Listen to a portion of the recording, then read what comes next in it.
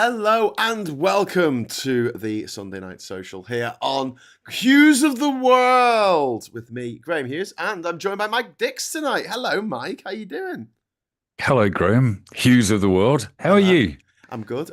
We should be getting Alex from Political X and Ollie, Bowler Hatman, should be along soon. Oh, cool. Hopefully. Fingers crossed, so we can dissect what's going on in politics and the news and current affairs and just whatever shit we want to talk about, really. Yeah, there's 40 MPs now that are told Starmer they're not too happy with him. He's got to go. We've been here before, haven't we? Got to go. Oh. Does it feel a bit Groundhog Day? It just feels like I was watching a YouTube video about the fact that first past the post is just broken. Basically, John Curtis, I think, has written an article today that just says first past the post no longer works for the Tories and Labour. Yeah. In fact, it's working against them. Yeah. And that, if you look back over the last 10 years, I think Phil was saying as well that, in fact, it was Phil's video about John Curtis's article, that he's 50 years old, and in the first 40 years of his life, I think there were 7 prime ministers, and in the last 10 years of his life, there's been 6, basically. Yes. Which is insane. And Curtis is saying that's going to be the new normal, basically. To churn through prime ministers like nobody's business. Yeah, because nobody can, in the system that we have, nobody actually has power, even if they get a majority like Starmer got. Basically, it just doesn't work because the other parties are eating away at your base. Yeah, but they've got power now. I mean, they've got a majority, like 150 MPs or something. Like this, anything they dream of is possible to them, technically speaking. But blatantly not. Well, Phil keeps saying this. Oh, it's not in the manifesto. We can't do it because it's not in the manifesto. And I'm sitting there saying, so fucking what? Like, did anyone read the manifesto? But you said you wouldn't do this in your manifesto. Who cares at this point? It's not even that. I think the problem with the system is just that you no longer can guarantee the 4 or 5 years that you used to be able to guarantee. And the Tories have proved that, certainly in the last 10 years, that you get about 6 months, run at it, and then your own party starts eating at you. And Labour normally don't do that, but they are doing that. So it must be a fault of the system, probably, rather than that. And also the fact that the Labour Party's become the party of the educated elite, not the working class. They've left this void that Reform and the Greens are picking up on, basically, either side of them. True. Before we go on, though, let's say hello to everyone in the chat. We've got Sarah in the chat. Hello. We've got Pyatt. We've got Martin, Harrow. We've got Diz in the chat, which is excellent, which means we may get something feffy tonight for Diz. We've got Hannah Manking Tube, who says, my wife's dad died today, so I need cheering up. I hope Wayne turns up and swears like a trooper. So we'll get in touch with him. Make sure he turns up. I'm sorry to hear that, and sorry for your loss. I'm sorry to hear that. That's terrible. Sucks. But yeah, we'll try and get Wayne on to go, I don't know. I can't understand what these people from Essex say. All sounds the same to me. Every single councillor they elected in Essex was a refucker. Every single one. Yeah, I was going to say, normally it's vote refuck, isn't it? Vote refuck. But yeah. Okay, so who else we got? We've got Saz in the chat. We've got Billy Bowler Hatman saying soon, ominously. Indy Duck Mel is in there. And so is Billy Kershaw, Hiddenite, One Angry Pagan, Pete Dan Katz, Chris C is in there, Daniela Coward.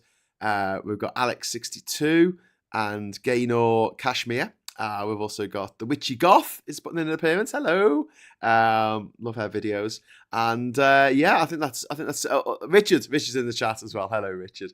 Listen, if you'd like to join our friends in the friendly chat, all you need to do is hit the subscribe button and wait for approximately 1 minute, and then someone summoned an Ollie? A wild Ollie appeared. A wild Ollie appeared. I've been summoned. I love this. It feels like he just came out the chat and then climbed out the TV. Wish number 1, a stable democratic system of government. Can you do that for us? Yes. Wish number 2. Wish number 2, like a nice hot dog. Something like, cheese, onions on it. Something like that. Basically. Chili dog, Something a bit easier to do. I don't understand what a mess of a food a chili dog is. It's just you're going to say what a mess that's going on with the Labour Party, and it just turns into a mess. Yeah, it does. Chili dogs are the messiest food you could possibly eat. This is Yeah. This is going to be the format for the show now. Let's compare messy foods. The British government system to a chili dog. It's like trying to eat. It's like trying to eat soup with your hands. Yeah. Yeah. If you see all the left-wing progressive parties as the various sauces and relishes that you put onto the meat of government, and then you suddenly find out that it's not really meat in the hot dog anyway, and it can't achieve. It's just hot dog, actually. Yeah. It's a really good analogy, Ollie. Thank you for that. You should be on TV. Oh well. Can I just say, my stepdaughter came down before and said, "Where's the bath mat?" And I said, "It's in the bathroom. Don't call me Matt." And nobody laughed. Nobody laughs.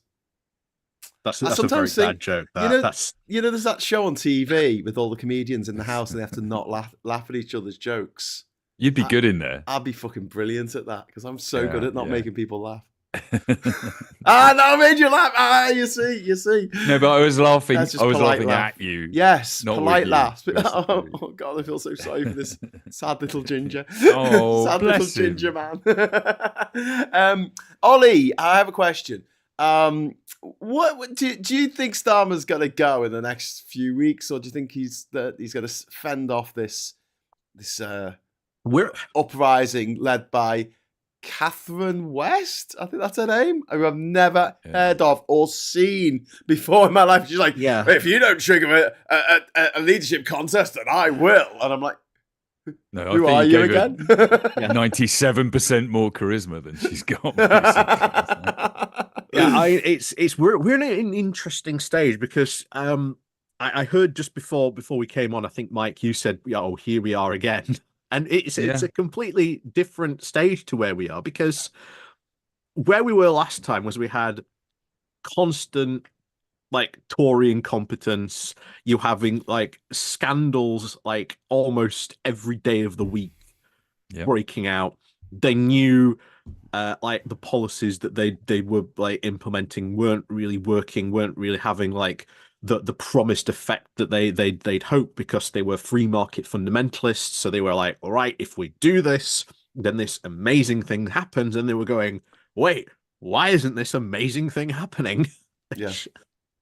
And now we've got a government who is, they're doing stuff. Is it working? I mean, I think you could argue both yes and no, but people aren't feeling the effects of it. Of the stuff that they've done. We have had scandals, but they're not like breaking out every week. And I think the big point here is it's just the leader at this point. I think it's the leader and the direction that he is steering the ship in. I think, as the great pirate democracy always says, if, your leader isn't bringing in your plunder, well, then, you change captain. I think probably that's what we might see. Do you know why I don't want them to do it right now, Ollie?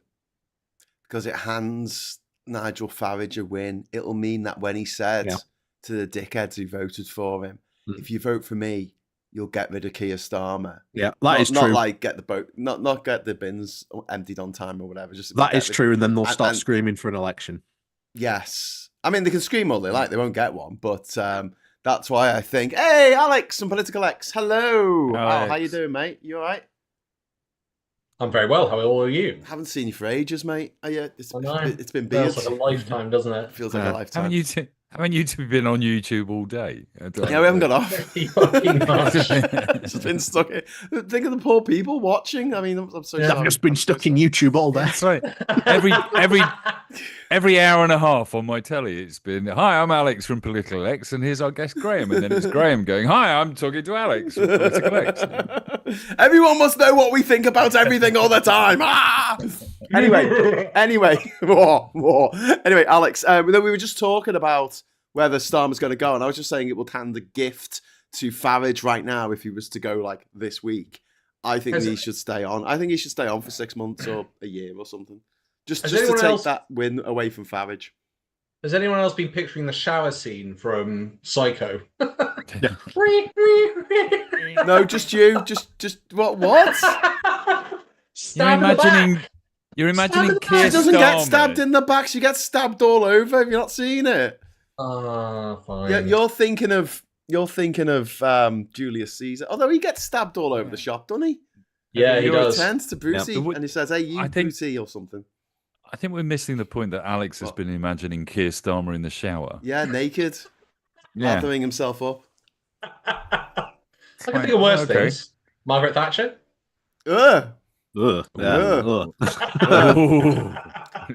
Harold Bishop and Madge at the same time. Oh dear, that's a very difficult wank.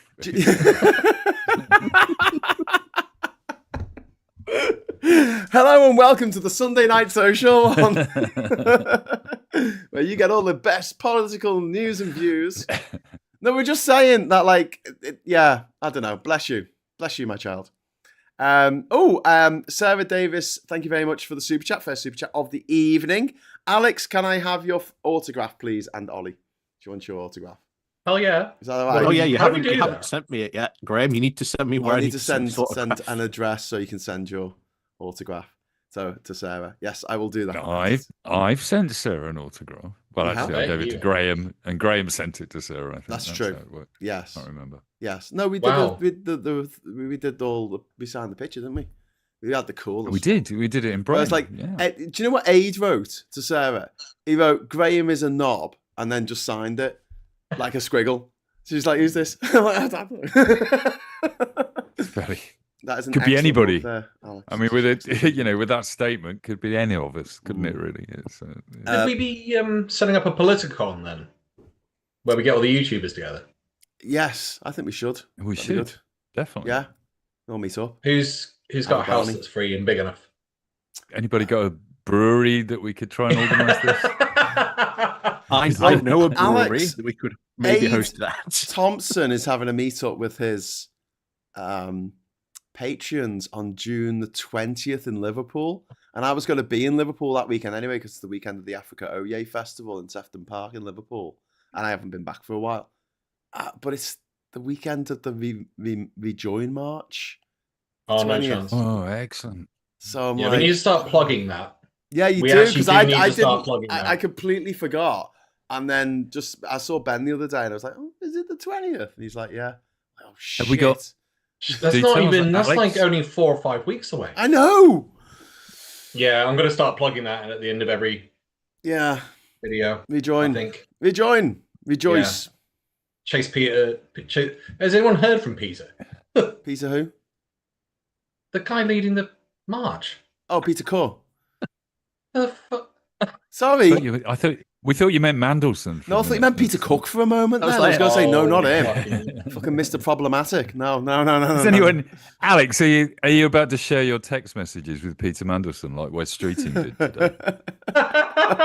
Well, Tony Blair hasn't shared his, or Gordon Brown. Hey, PT, great speech. Kiss, kiss, kiss. Love the pictures. Kiss, kiss. It's honestly, and he voluntarily gave them over to a Sky reporter to let them. To try and clear it out the way before he makes his run for president or whatever it is he's doing. Gordon Brown's back. Oh yeah, yeah. Well, that's I made the reference. Gordon Brown, texture like sun. So you've got an unpopular prime minister who lost an election. helping a guy. He's like, "Can you make me more popular?" Isn't that a bit like saying to Dracula, "Can you make me less of a vampire?" And he's like, "Whoa." Yeah.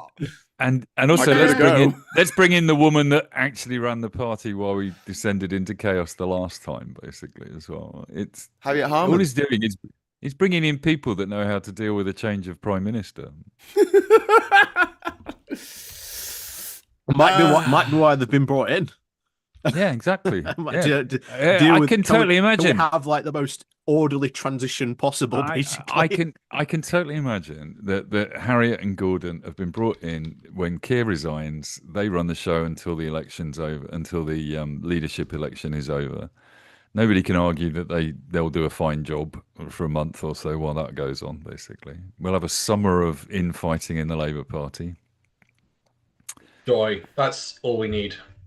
It's just going to help Farage. Summer of hate. Fucking great. Summer of hate. Oh. Well, didn't we have that last time? Wasn't that the Farage riots? It isn't that just... Yeah, well, exactly. Farage caused those riots and then he got away with it. He's taken 5 million from this dodgy Thai geezer who makes all his money through laundering Russian blood money, so they can evade the sanctions. He's given some of that blood money to Farage, 5 million of it, which you could buy 20 semi-detached houses up here for that. 20 houses worth. But it was just a gift. They would be questions. in Durham, though. Stop asking questions. Stop it asking questions. He declared it. He didn't declare it. But he wouldn't have done. But he didn't need to because it was a gift. Are we on GB News? We were on a break. Because I could do this interview if you're on GB News. Do you feel safe, Nigel, or do you need more money to protect yourself? Because we had an exclusive. Liz Webster on the Sunday Roast this morning said that when she went down to the GB News studios to talk about farming, they went outside to have a fag, and he didn't have any security around him. He couldn't care less. Yeah, that was only a couple of years ago. Yeah, she totally missed her chance. That was the Hitler on the plane moment. Wasn't it? I blame Liz entirely for everything that's happened in the last 3 years as a result of that. I wonder if he thinks that like Joe Cox's family should be given that amount of money then, if he's going to go around saying shit like that. All MPs? Yeah. All MPs, yeah. What about Harry? What about Prince Harry? Doesn't he deserve some protection when he's in the UK? That was the whole issue. Prince Andrew? Given protection. Is he going to say Prince Andrew needs that level of protection? Like, what the fuck? Have you actually seen Prince Andrew's house? You could just kick down the fence and walk straight in. There's nothing there. I totally get the feeling that Farage is a bit like Musk. He's just really pissed off he never got invited to the island. He wasn't important enough or rich enough, basically. Remember, was it last year when Farage went all the way to America to see Trump at a rally or something, and Trump? Yeah, and he never made it, and never got invited. Yeah. God, it's just pathetic, isn't it? It's like 3 times because he didn't get invited into the tundra, did he? Yeah. The only one that got invited into the tundra for the second inauguration was Glassman from Labour. Yeah. That was because Truss turned up as well, didn't she? And she didn't get it. Yeah, God, imagine being Liz Truss and turning up at CPAC and people keep going, "Who are you?" Like, imagine having to explain who you are again and again after being the Prime Minister of Great Britain. Who killed the Queen. Yeah, she is the Alan Partridge of UK politics. She really is. Yeah. I mean, she's got a book, that literally is the definition of bouncing back. It's everything. You see the members club? Wow. You see the members club she's trying to build? Oh, what, like an OnlyFans thing? Mike, fucking hell. There's some people who have a kink where they just get women to be like, men to be like really thick as fuck, and they get off on it, and they ask her like really simple questions, like what colour's the sky? She'll make a fortune. She gets it wrong. And they're like, come on, get another thing wrong. She's like, what's 2 and 2? And she's like, 5! Bull market! I was wondering earlier today that if Farage is willing to show his toenails for 50 quid on OnlyFans, what is it he's doing for 5 million quid from Thailand? Yeah. True. Well, he said loads of racist stuff on I was about to say on OnlyFans. But he was gonna do that anyway, Fash. wasn't he? Only Fash. Go on there for get your Fash. Well, that's what Twitter's become now, isn't it? Only Fash. The only people on there are bots and Fash. I'm on there. Do you ever go on there and say, "Isn't it a lovely day today?" Just for a laugh, just to see how everyone goes. No, it's not, you twat. I hope you die. And you're like, fucking hell. I'm wishing everyone a lovely day, a splendid day. Oh yeah, you love paedophiles, don't you bastard? What? I think I'm anywhere near Twitter. I haven't gone anywhere near Twitter for a couple of years now. I feel my life has got better without it. I've got to say. Do you not feel it's a good idea to go back onto it just to try and fight our corner, or do you think it's just a lost cause? It's not good for me mental health, mate. I'll let double R bastards like you do that. I'm just gonna sit there drinking me coffee, going, "Cheers, mates." Yeah, all I use it for is I just post my videos, and that's it. Sorry, what did you say, Ollie? I just use it to post my videos, and then I have a few conversations with people through the messenger to like message people or like get counselors on and contact them to That's the one thing I miss, being able to contact people who have followed you, because I had I don't know, I had like 20,000 followers on there, so that was good. But on Blue Sky and what's the other one? Threads. No one follows me. Although James O'Brien follows me on Threads, which he never uses, and he's blocked me on Blue Sky. Really? Yeah. Brilliant. What did you do to James O'Brien? I put a thing up. It wasn't directed at him or anything. I didn't at him. I put a thing up saying it's a bit funny people saying about Sangeeta Maiska being sacked, right? And that there's something about it. And I'm like, it's really clear to me that she's had to sign something, and that's why she's not speaking out about it. Because he had made a big song and dance about the fact that if she wanted to, she could clear up all these rumors. And I'm like, well, I get the impression. Did he actually say that? Yeah, on the radio, he said if she wanted to, she could clear up the rumors about why she left, but she chooses not to. And I was like, come on. Really wanker move. Come on. That's a really dick move. Yeah, that's what I thought. Anyway, so I wrote that, and then he didn't just unfriend me. He actually fucking blocked me, the dirty bastard. Yeah. So that's really weird. I'm off his Christmas card list. Right. Can I do a fan thing and just ask you to say hello to Maria, who's in the chat? Hola, Maria. Hola. Gracias, amigo. Gracias. ¿Qué tal? Bien. Muy bien. Muy bien. So I got a new boat this week. You want to see my luxury yacht, Alex? Is it in your pocket? Yeah, it's in my pocket. It's a little pocket yacht. No. Is this a read through of Lord of the Rings we're doing or something? What? What's in my pockets? What's in his pocket? Very good. Yes. There you go. It's all finished now. It's mine. There you go. How cool is that? Oh, it's a little. Hang on, I need to focus. Where's the bloody focus? It looks like a leaf. Yeah, it's cut out of a tree. Look at that. Oh, it's cut out of a tree. Leaves can be cut out of trees. It's a big boat. It fits two people. Yeah, that's true. Well, it's not big. I mean, it's not as big as a luxury yacht or nothing. But, it's kind of cool. I think it's. Let's be honest, they're only just overcompensating, aren't they? Yes. Did anyone watch? Did anyone see the Larry and Paul? They do the broken news. Did anyone see the one about men with sports cars actually having absolutely massive dicks? Which came as a surprise to everyone. It's a very funny clip. Larry and Paul, if you're not already following them, please follow them. They are very funny. That's The Hobbit, says Harry Flashman. Harry Flashman also said earlier that he left Essex 29 years ago and never looked back. Which is fair enough. Because it is Essex that bad? Yes. They vote, every single councillor was a refucker. What about Great Yarmouth being all restore? Restore? Yeah. That's hilarious. How many were up for it? 10. They got all 10. And what's restore? That's Rupert Lowe. Yeah. What did Sorry, Ollie. So Rupert Lowe must have spent all of his cash on that then.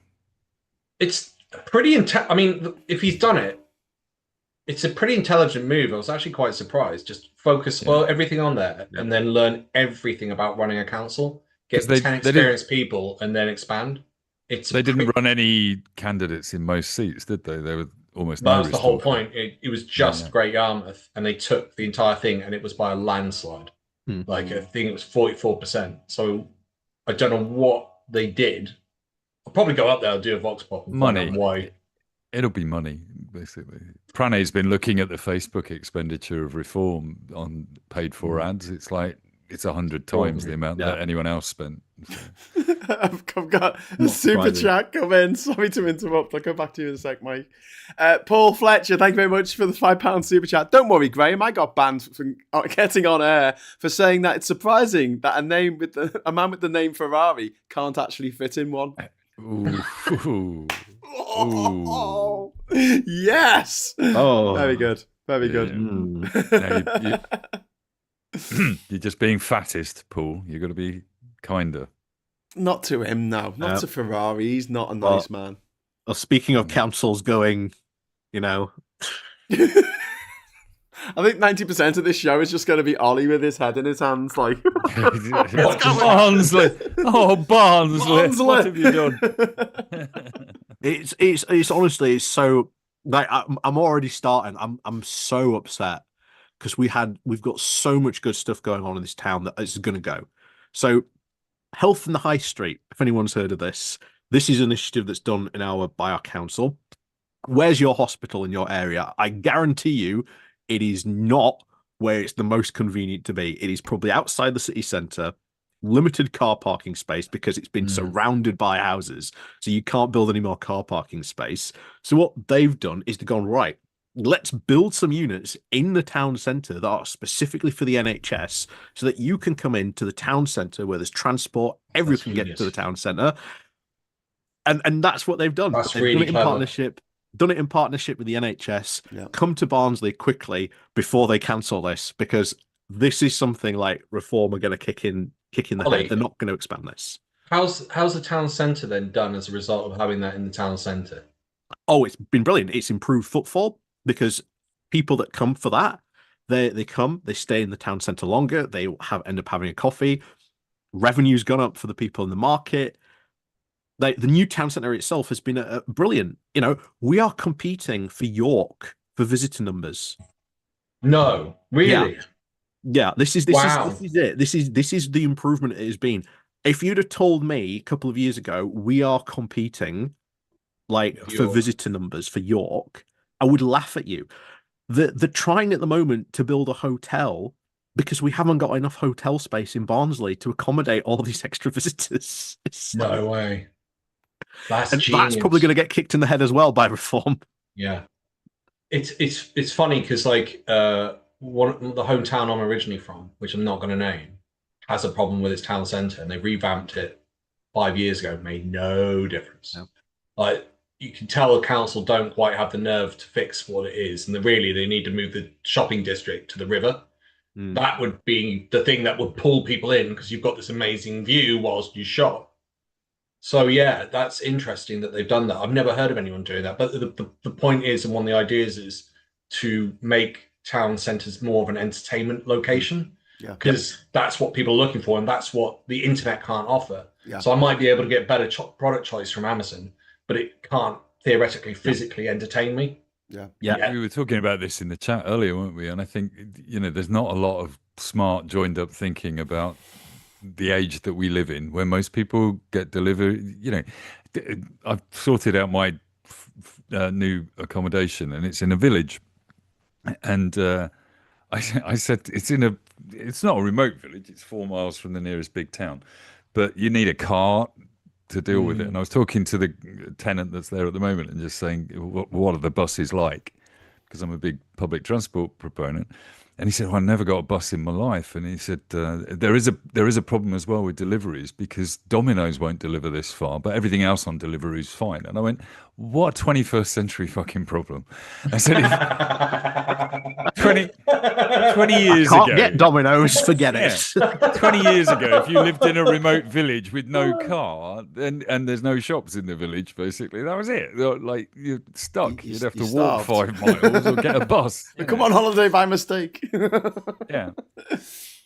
So yeah, I must admit I did think twice about signing the tenancy once I found out Domino's don't deliver that far. Basically, I want to see more third places, and they found this. A study was done in France where third places, not where you work, not where you live, third places, cafes, bars, restaurants, public parks, things like that, and they find that. Areas of France that have more, is it a tobacco in France? It's called tobacco, the little cafes that they have. I've never heard that term. I've been to France a lot. Have I just made that up? All right, well, I would assume that's a tobacconist. A tobacco is where you go and buy fags. Oh, in Spain, it? Certainly. Yeah. Is it? Can you please stop using the F word? Because this is an American platform and they don't know that we mean cigarettes. Sorry, I meant. Well, what else do we call I meant France? filthy queers. That's what I meant, actually. Oh, right. Yeah. Okay. Why are you just getting us to monetized? Just while we've paused, can I just say another thank you to Anushka for the payment that she made the other day, which was very kind. And she's just commented that it's nice I found somewhere, and it is Anushka. Thank you. Thanks, Anushka. Thank you. Thanks, Anushka. She paid £100 super chat the other day. That's she's a star. Yeah. Legendary. What were you doing on OnlyFans? I thought it was a select channel that was just appealing to Thai billionaires, but apparently Anushka found the link. So, I was hoping someone would help me out in the chat with the what the word is for a small cafe in France. Someone said Diz is saying some tobacco sell coffee. Anyway, I think in France they do. Yeah, okay. Definitely. Little coffee houses in France, whatever they're called. In areas where there's more of them, they go less fash. And the areas where there's fewer of them tend to skew towards Le Pen, National Front, or whatever they're called these days. They changed the name, didn't they, to National Front, isn't it? Yeah, but they changed it. They changed it from National Front to National March, or the March of the Nationals, or something mad.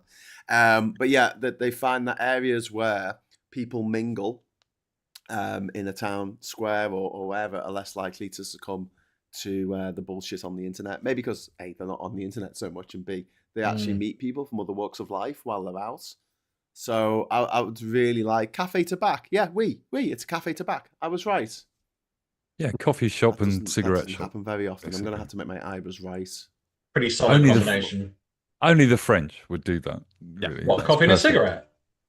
Well, like have a particular venue where you can go and buy the cigarettes and the coffee, in the same place. Yeah. Which isn't Sainsbury's,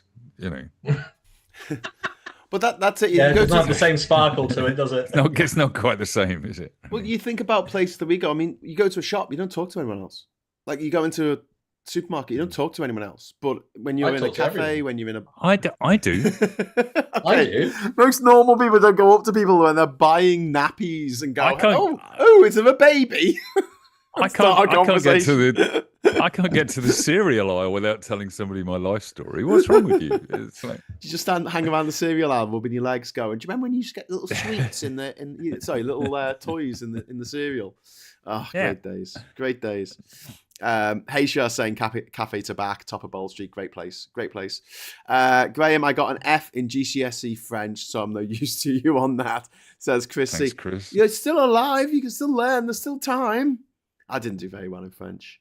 Today's sponsor is Duolingo. Graham Price is apologising for being a bit late. Nothing to worry about, Graham. Yeah, where you been, Graham? Where have you been? 8 o'clock. We said 8 o'clock. Be here, and oh god, we've been waiting. Now we can talk, lads. We can talk. More Gregs. Well, actually, Billy Kershaw, a lot of Gregs around ours are actually turning into cafes that they're now selling coffee, and you get to sit there and if more Gregs is the answer, then more Gregs, fine. But then there's that weird thing about fast food, like they're not as sociable. You wouldn't get together with your mates and go, let's go for a Greg's or let's go to a McDonald's in the same way that you would to let's go to the pub or let's go for a coffee. You guys mentioned in the show earlier today about Wimpy's. We've got a brand new Wimpy opened in Brighton, and they still serve the food on plates, and they still cut the sausages like they used to around the eggs. We were talking about that this morning, weren't we, Alex, on the chat? We mentioned Wimpy. And I just said that. Yeah. Do you want me to say it again? Yeah. We were talking about that on the Sunday roast. Oh, cool. Yeah, you guys were talking about that earlier. Today's sponsor is the Sunday roast. Ollie, did you see this morning they were talking about as a northerner? I am not privileged to have a Wimpy's up north. we had a Wimpy in Liverpool. I've never known a Wimpy in You're very young. You're very young. Ollie, have you never had a cola float, Ollie? No, I've never had. Oh my god, you've missed out on the class. Is a cola float beverage. Cola and vanilla ice cream? Is that a cola float? Yeah. Coca-Cola. That sounds fucked. That sounds like the same sort of coffee that Greg's would sell.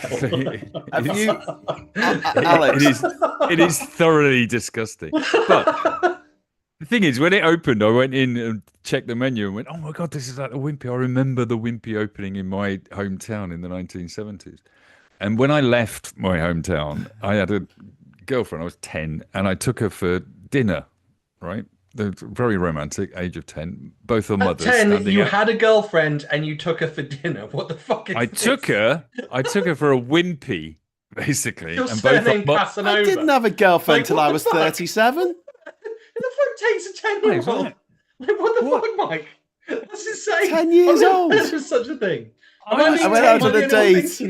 I'm just thinking of little Mike with his little bow tie and a exactly and some flowers. Exactly. These a few. It'd be like the kid in Airplane who sits next to the little girl and she says coffee and she says, "Yeah, I take it black." And also, so I had a budget and I can't remember how much it was. I think it was about £3 in pocket money in my pocket, and both our mums were standing outside the Wimpy waiting for us to come out. And I said, order whatever you want. And she ordered whatever she wanted. And I was left with just enough money for a cola float. Oh. So I ordered a cola float and I sat and ate this Coke and ice cream. It was a lovely, lovely experience. And I went in 59 years later or whatever it is, 50 years later. I would go into this new Wimpy and I said, I'll just have a cola float thing. Thanks. That would just remind me of that magical moment. And I tried it and went, this is disgusting. This is just the most awful. Going on dates when you were 10. My God! I didn't think that was the point of the story. I thought it was quite a nice. Spoke to a girl until I was at least 24. Man, yeah, see, the northern version of that is a pint and a pork pie. At 10 years old. Brilliant. Or if you go into Greg's, it's a sausage roll and in Coca-Cola. Yeah. Wasn't Wimpy Popeye's friend? Then he became a mascot for Wimpy. Yeah. True story. He was a burger guy, wasn't he? I didn't know that. Yeah, I have found a Wimpy. Yeah. It's in one of the poshest places in the south. In Warrington. They're actually really Brighton. Nice, right? It's like an upgrade on a McDonald's, basically. It's like I think it's a Canadian company or South African company that owns the Wimpy brand now, isn't it? That makes sense because I saw Wimpy's in South Africa and Namibia. Yeah, I think it's South African company that brought them. Yeah.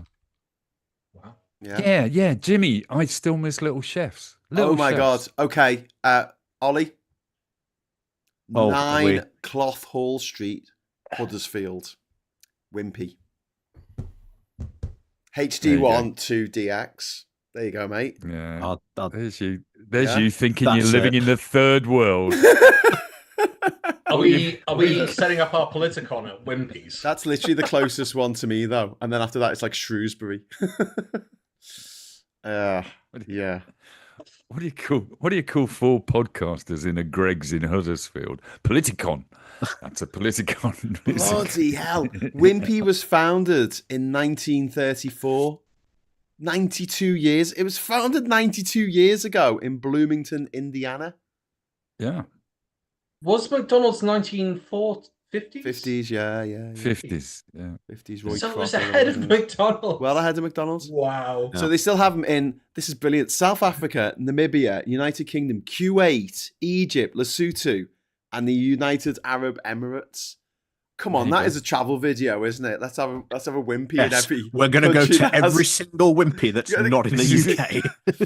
This is your next book, Graham. I travelled the world to eat a Wimpy in some of the strangest countries in the world. But yeah, Graham Hughes, Wimpy man. Wow. By the end of your tour, you've eaten everything on the menu, and the last thing is a cola float. Yeah. Oh my God! There was an IRA bomb that was blown up. Jesus Christ! In Oxford Street, killed a police officer who was trying to defuse it. Fucking hell! Is this Wimpy's? Is this news? No, it's like 45 years ago. I thought, hang on, when did the IRA come back into the game? What's going on? Hey, the IRA are back. The gentlemen bombers. There's us reminiscing about Wimpy. Oh, do you remember when you used to go to a Wimpy? They'll ring you up and say, we're going to blow something up. Yeah, exactly. They don't do that anymore. Everybody out to the Wimpy. I'm going to blow it up. They used to give a... I'm a bit nostalgic for those days. The gentlemen bombers. Oh, yeah. No, because now not only do they blow up like a market or something, when the emergency services comes along, the second bomb goes off. I mean, what the fuck, lads? Jesus, have some decorum. Because I'm moving out of Brighton, I'll start telling some Brighton stories. But I met this guy when I first moved down here in my local pub. Bet you did. Irish guy, artist, and he was telling me about when he became an artist at the age of 50. He does beautiful paintings, and I was saying to him, well, "Where were you during the Troubles?" And he said, "I was in Ireland." And I said, "What did you do after that?" And he said, "I went on to do electronics. I had contracts in Libya and all over the place." And I'm going, Yeah, I probably don't really want to know what you were doing in the 70s and 80s, do I? It's yeah. Yeah. Maybe we'll have another Guinness and move on. Yeah. Sure, We all got let out at the end, so it's all right. Cymru just wants to stop by and say, we fucking did it! With Plaid Cymru. Baby, well although just on the maths, everyone who voted, Welsh Green voted for Plaid, will have 50 MSs, aka a majority. Painful. Yeah, the bloody greenies. Grrr. Grrr. Grrr. Go on, growl with me, people. Come on. Don't get me started. Are you gonna go with the Greens? Yeah, my ward. Jesus Christ, I still have the leaflet. Where is it? It's here somewhere. Does it say only the Greens can beat Refuck? Yeah, it basically says only the Greens can win here in my ward, and they didn't. Oh, Reform had a basically clean sweep in my ward. Oh, do you ever think that you might not be doing your job properly? Well, yeah, because I want to just say where I live here in Durham. Although I live on an island of green in the sea of refuckers. Oh, good. My councillors are Greens. What was so Ollie? I was going to ask on that note. Why do you think it switched to Reform in your area? Apathy. There is a lot of apathy in Barnsley about local politics, and if you look at all the metrics, Barnsley Council was a very well run, very good service delivery for Barnsley. But if you ask anyone from Barnsley, they will tell you Barnsley Council is awful, terrible. Now, if you know someone that's moved from Barnsley to another town and they have a bad council, they'll look back and go, oh, actually, Barnsley wasn't a bad council. But if you have someone who's moved into Barnsley, they look around and go, why is everyone complaining about the council? It's actually pretty good. You've also got a lot of apathy that Reform have built up, which is going to be their undoing, because right now they're all celebrating, thinking that Ben Houchen, who's was the leader of Barnsley Council, is some sort of mafia don, corrupt as the day is long. They think, generally they are saying on all their media, they honestly think he's going to be led away in handcuffs any day now. Oh wow. They are absolutely confident that he's going to be led away in handcuffs, because that's how confident they are that as soon as Reform get in, they're going to uncover all this corruption. And do you think it's true? Do you think there is a little bit of backhand dealing going on? Do you think it's all just hearsay? They would have found it by now. With how local councils are run, especially with the procurement, it's very, very secure. There's not as much corruption in local government as people tend to think there is, and if there is, it's quite rare. It does happen. It doesn't happen. It does happen, but when it is planning committees, there's a lot of stories around planning committees, aren't there? Oh, is that what and that's all down to people's personal preferences, because planning committees are entirely meant to be non-political. So if you get a group of people who go onto a planning committee who are absolute NIMBYs, you ain't gonna get anything built. No, pretty much. There are stories in Brighton of I probably ought to be very careful about that, but there are stories going around about developers and planning committees in cahoots with each other. Oh, that's the most common one. The planning committees getting shoveled. And councillors that are on 16 grand a year suddenly got a new flat in the new development. That's nice. Stuff like the Dirty Dozen and the Expendables and any kind of show or TV show or movie the Suicide Squad, where they go, oh, we've got a big baddie to beat. Well, we'll get all these baddies together and they'll beat the big baddie. And you're like, that is the equivalent to sending in Refuck to root out corruption. Refuck, whose leader took £5 million from a Russian laundrette. A man who liked to play Russian laundrette allowed them to evade sanctions by using his cryptocurrencies to get their dirty, blood-stained rubles out of the country and into the country. There's a lot of evidence to show you got it from Hungary and indirectly. Yep. Hungary have been paying for the CPAC conferences in America. Yeah. Imagine that. Imagine like a poor country, relatively, like a poor small country like Hungary. Well, that's paying where for the richest country in the world to have a flows party. into. Sorry? Yeah, but that's where all the dark money flows in from. They've done a number Hungary. of CPACs in Hungary, haven't they? As well? Yeah. They're doing one in London this summer. The CPAC is partly funded by MCC. MCC was funded by Opel. Opel has shares in Russian oil. It's just You're like, wow, it's just a no-brainer. And then you've got Iran and the Gandhari family that seem to be funneling money into different organizations one way or the other. And those organizations, did you hear about the clergyman that gave 200k to reform? No. It sounds like a setup for a joke. The what? The who? Who gave what? Clergyman. Oh, the clergyman. The vicar gave the money. He gave the money to an actress, and then she handed it over to. It's just 200k. I'm sure. The trouble is, you say that, and it does sound like the setup for a joke. But now, me personally, I just go, yeah, probably, whatever.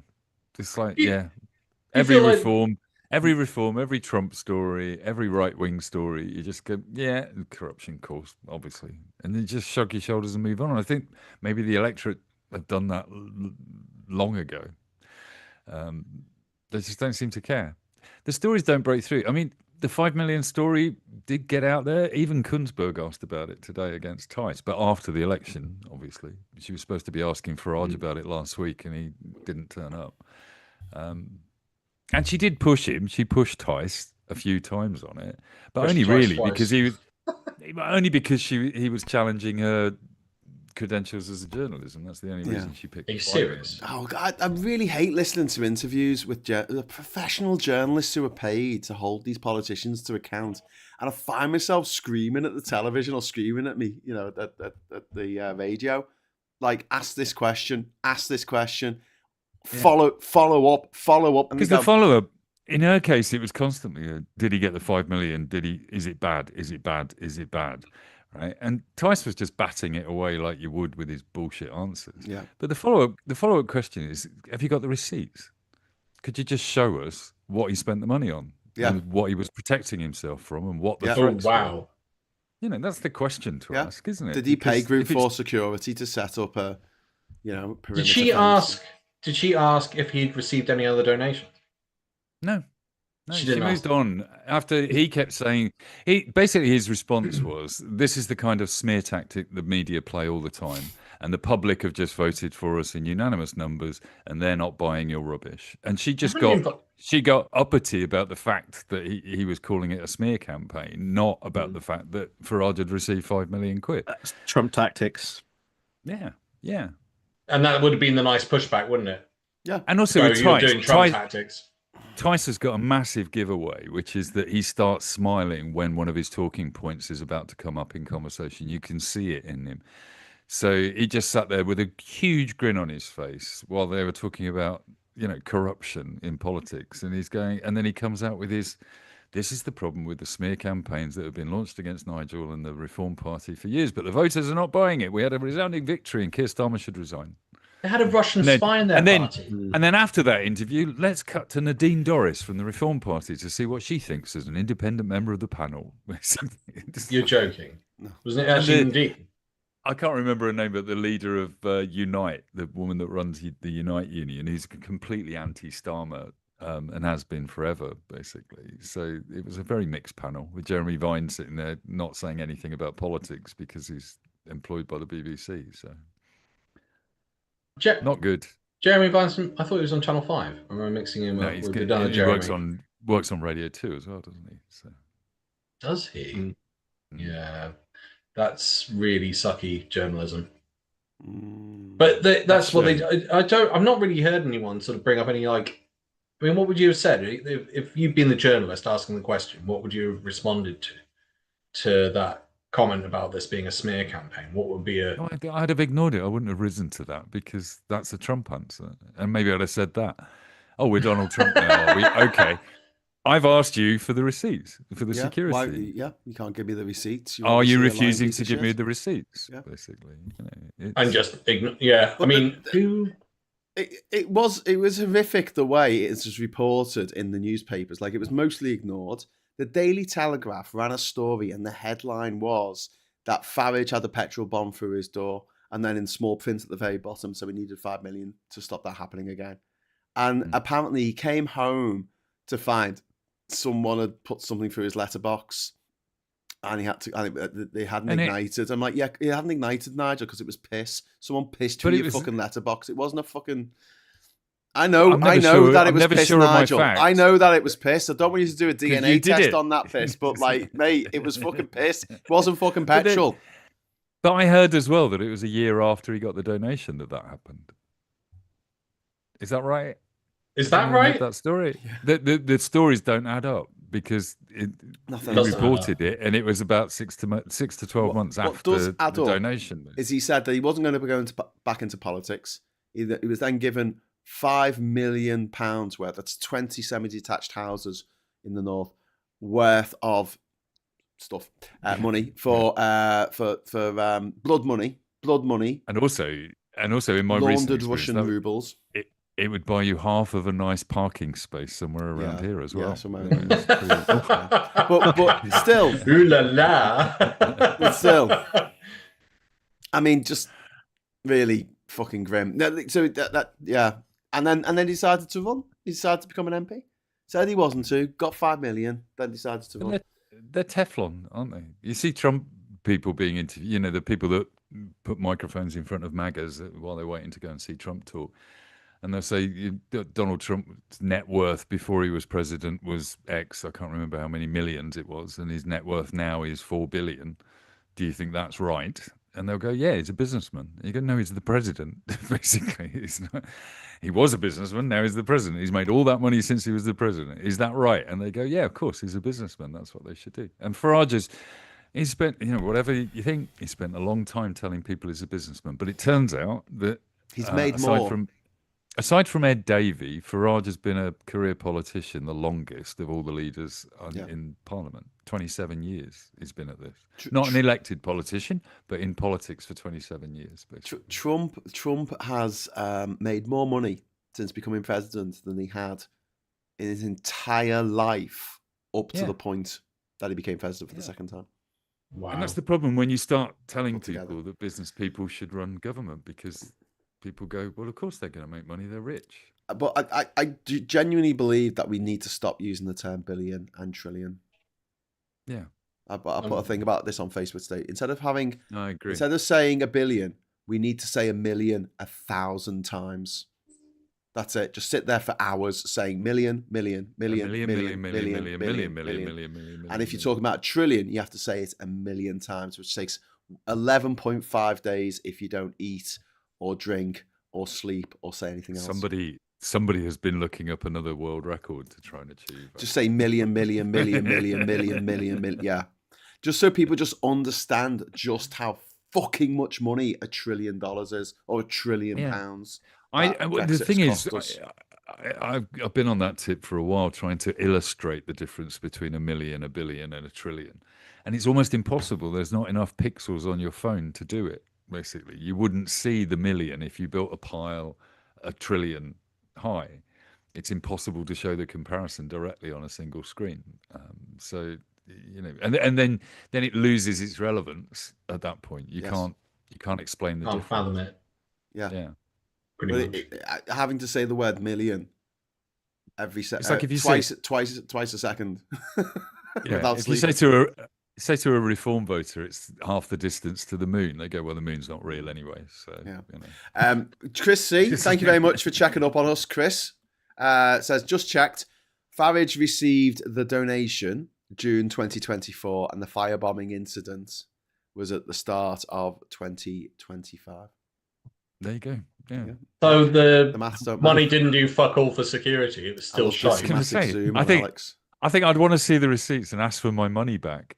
Basically, it's like, is anyone else enjoying Alex's Magnum. Yeah, His blue he's got his steel. OnlyFans camera the on, camera hasn't just he? zooms in. It's like beautiful. It's like, Anyway, thank you very much, Chris C, for the super chat. That's very kind of you. Chris. Trillion, no one understands how big that number is. Yeah, that's what I mean. So I have to say the word million a million times. Go on. I mean, if you want to think about how many, people died in the Holocaust, start reading out the names, all of them, all 6 million names. You'll be there for months. Well, I mean, I don't know. One of the analogies I thought of was that the universe hasn't been around for 1 trillion years. Yeah, nowhere near 1 trillion. Nowhere near. It's only 13.8 billion. Exactly. Yeah. It's like, but again, the people you're trying to convince would just go, yeah, but the universe is only 6,000 years old and the Earth is flat. So it's. But those people can be safely ignored. Yeah. I do want to ask some of these people if they believe in dinosaurs. I'm curious. I want to take the money off them. They're too stupid to have money. We were getting money today, weren't we? From someone who kept wanting to keep insulting us. Yeah. This is great. This should be our new thing. You don't know what you're talking about. Here's $5 to tell you that you don't know what you're talking about. Fucking brilliant. Keep going, mate. We should have kept saying really stupid stuff so he gave us even more money. Bear in mind, this is what the right wing do anyway. They just say what people want to hear and get money for it. So, yeah, maybe we need a new plan. Do you think it's worth just ripping off the Band-Aid and just going, fuck it, give Farage the premiership and just see how much he fucks it up in 2 years? No, because he's not there to do anything other than to fuck everything that's we've ever been proud of and feather his own nest. Argentina. Yeah. Or America. I keep hearing that aren't they back on course again? Argentina. Have I got that completely wrong? Because American taxpayers. American taxpayers gave them two 40-foot containers filled with used $5 bills, 40 billion of them. Yep. Well, 40 billion worth. $5 and a 40 billion bailout. Bailout. Yep. Yeah. 40 billion. And then in notes, in actual bank notes. Yeah. Isn't this actually Alex's plan is a good plan based on that evidence? We let Farage become prime minister. He fucks up the country, and Trump bails us out with American taxpayers' money. It's perfect. Do you know? I mean, if let's say Starmer has this kick out and he gets in, and then somehow, God forbid, but let's say Farage gets in, it will be a shit show for him, because by the time he gets in, it'll be a Democratic Congress, possibly a Democratic president. They'll fucking hate him. And they'll want the EU sorted, and they want Northern Ireland not to be shaky, or the Irish border not to be shaky. And then he'll have to deal with the EU, who hate him. China, India probably aren't going to deal with him very much. Russia is fucked, and Putin is hiding in a bunker. Orban's gone. And then and then he'll somehow have to try and convince, after telling everyone for decades that it's really shit to be in a union, that Scotland and Wales shouldn't leave. And they should be in a union. And you're just going, it'll be a shit show. He'll have no allies. No one likes him. And he'll only have a 20, maybe 30% majority. He'll just be like Starmer, but worse, because everyone hates the guy. For good reason. I keep coming back because they feel let down. We were talking about this the other day, weren't we? About why people feel so much visceral hatred towards Starmer. But I think the primary thing Farage wants to do is copy Trump 2.0 and make a fuckload of money in the first year. And he doesn't care. He doesn't care about running the country. He doesn't care about any of that. There's a bubbling away in my head is a new cartoon. Putin's bolt hole, and I can't remember where it is. Is it Scotchy or somewhere that he's annexed? Where did the Olympics? Yeah, but he's annexed a peninsula, hasn't he, and built air defense systems and things into his mansion, right? And you can't get to it. Poor Hitler, and he's living in the Wolf's Lair. Yeah. He's totally prepared for when he gets deposed, right? But I like to think that all of the dictators, like Orban and Trump and the Syrian princes and whatever, basically, they're all going to end up living there in that island, and it'll be televised. Like a Love Island for dictators.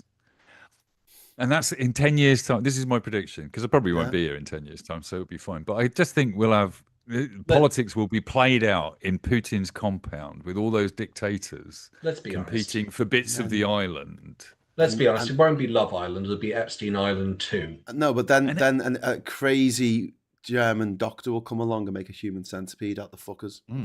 Oh, that would be worth it. Yeah. I'd watch only if we donate enough money on the live feed. It'll be like, donate. Graham Price. Every time you donate, the one at the front gets to eat. Have a burger. Graham Price, thank you very much for the £5 super chat. I've had a bad week and the locals didn't help, but your live streams and your subs have cheered me up loads this weekend. Thanks for all you do, mate. Oh, thanks, Graham, and thanks for the £5. Really appreciate it, mate. Hopefully, I'll see you on June the 20th when we're going to be in Liverpool. Man, I should really be in London. You know when you got you're going to be in London. I know, but I've already arranged to be in Liverpool now. Because I completely forgot. You realise if Tommy Robinson has bigger numbers than that March, it'd be your fault. One more. Yeah, it'd actually be Graham, it'd be your fucking fault. you know our friend Cozy won't go. Alex, do you know about this? You know our friend Cozy. You know she won't go to the march because she thinks it should be called the National Join March. She has a huge beef with she was talking about it on a Friday Night Social ages ago. She has a real beef with the fact that we call it Rejoin. It's just a weird. I'm just like, but it's the same organisation. So yeah, but it'd be different terms. And I'm like, but it's the same organisation that we are. Do you rejoin a gym? Do you rejoin a gym? Do you rejoin a gym? Not in the same terms. I've got some. From a marketing point of view, I would put an argument that she's not entirely wrong. I'm not entirely sure that Rejoin is a good brand. So you think that we should have, instead of Rejoin Radio, we should have Join Radio or Joiner Radio. What are they going to play, mate? The fucking Carpenters. Is this another one of those jokes? Nobody's going to. Okay. No, I just think that it's a 10-year-old fight now, and they're now using the brand that they used the year after we lost the Brexit vote. No, they're not. It was Remain. It was Remain. It's only been Rejoin. No, it was Remain. It was Remain before the Brexit vote, and it became Rejoin straight afterwards. Basically. No, after the vote, it was Remain. After we left, it was Rejoin. Why do you think, Mike? Why do you reckon it should be changed? What's the reason? To join? I honestly think everyone has had 10 years of that argument going on around them in one way or another. Basically, they know those phrases. I think, being honest with you, I think somebody just needs to come up with a new fucking idea for how to deal with what subsequently happened in the last 10 years. Like at the time, you got Trump's first term happening at the same time as Brexit. You've now got Trump's second term, and we're just saying the same shit. I'll say this. The EU. I don't disagree that we shouldn't join the EU. I just think we should find another way to pitch another way marketing it. And I hear that. And the only thing I'll say as a pushback to that is, so obviously I work with the Rejoin EU party. When we ran the London mayoral elections, right, we didn't get any coverage because the mainstream press don't want us, basically. They're a bunch of twats. What I found was that when we were going around, because you get to go around the count and you're meant to keep an eye on the count and how everything's marked. So if you see something a bit dodgy, like someone's put, an X instead of a tick or whatever, you're meant to pull it up. So we go around for hours during that day when they're doing the count. And one of the things that was really remarkable was the number of people that crossed out voting for someone and then switched to us. And it's because they didn't know who we were. And part of that is actually down to the press. And I'll say, Question Time are a bunch of fucking dickheads, because we should have been on there when they had the Brexit debate. We're the only party that is actively saying we want to go back in as soon as possible. Everyone else is meandering around it and fucking around and going, we know it's shit, but we're going to make you suffer with it anyway. I mean, it's like buying a fucking Lamborghini and finding out they stuck a Ford engine in there. And then instead, you're not allowed to take it back because of the principle of buying it. It's just abject shithood. I think that's the only, going back to being nice.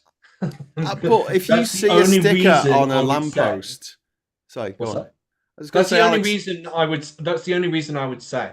Yeah. For now, I can't see it working because the press is, unless you get some sort of millionaire crypto Thai Russian person coming in and chucking in a load of money, you're not going to turn that around.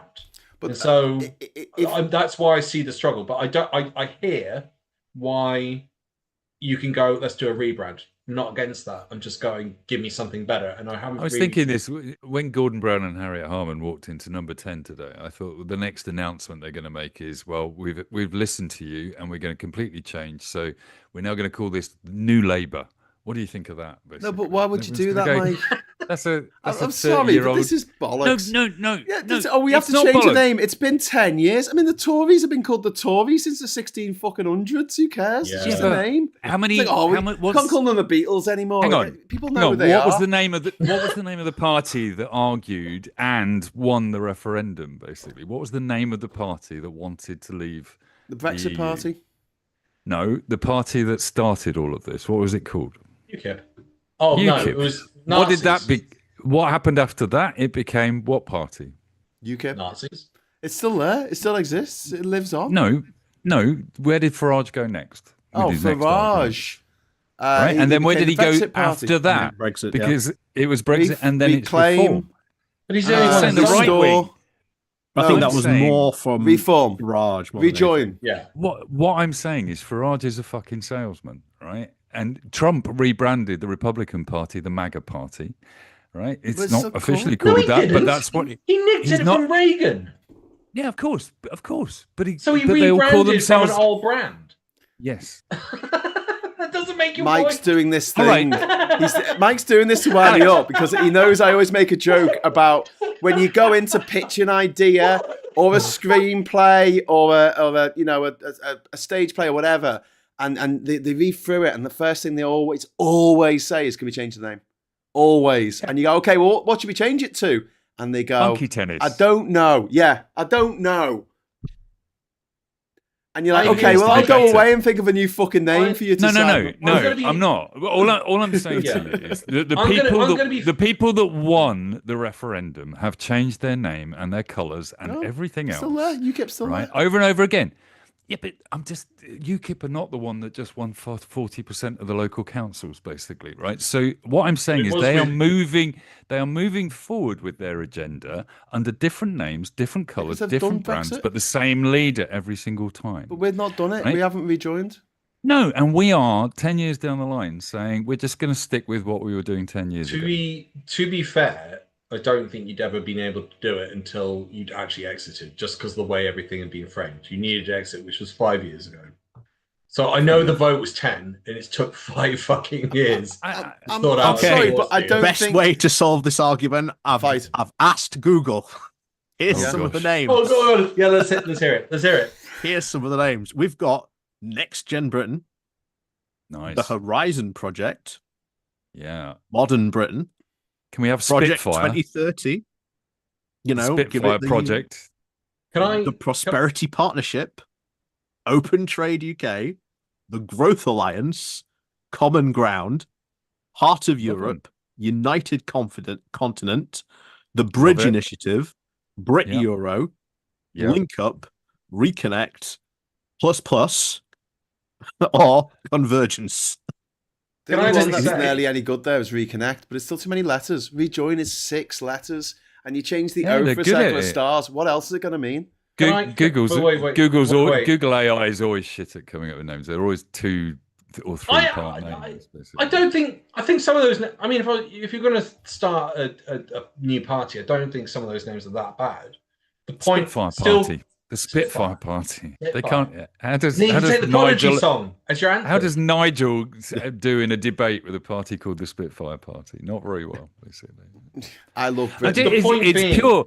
I keep coming back to the thing in politics, which is that I think Starmer and Rachel Reeves are actually pretty competent bureaucrats, basically, and I'm quite comfortable that they're doing some good work, but they are not salespeople, and there is a thing called retail politics, and that's what's going wrong for Starmer at the moment. He's not got an idea that he's selling over and over and over again to people, and that's all Farage does. I mean, Farage basically says, I'm a bit racist, but also a bit jovial, so vote for me. That's kind of it. Basically, he doesn't even say the racist thing anymore because it's just implied. Wherever he goes, that's what he's got.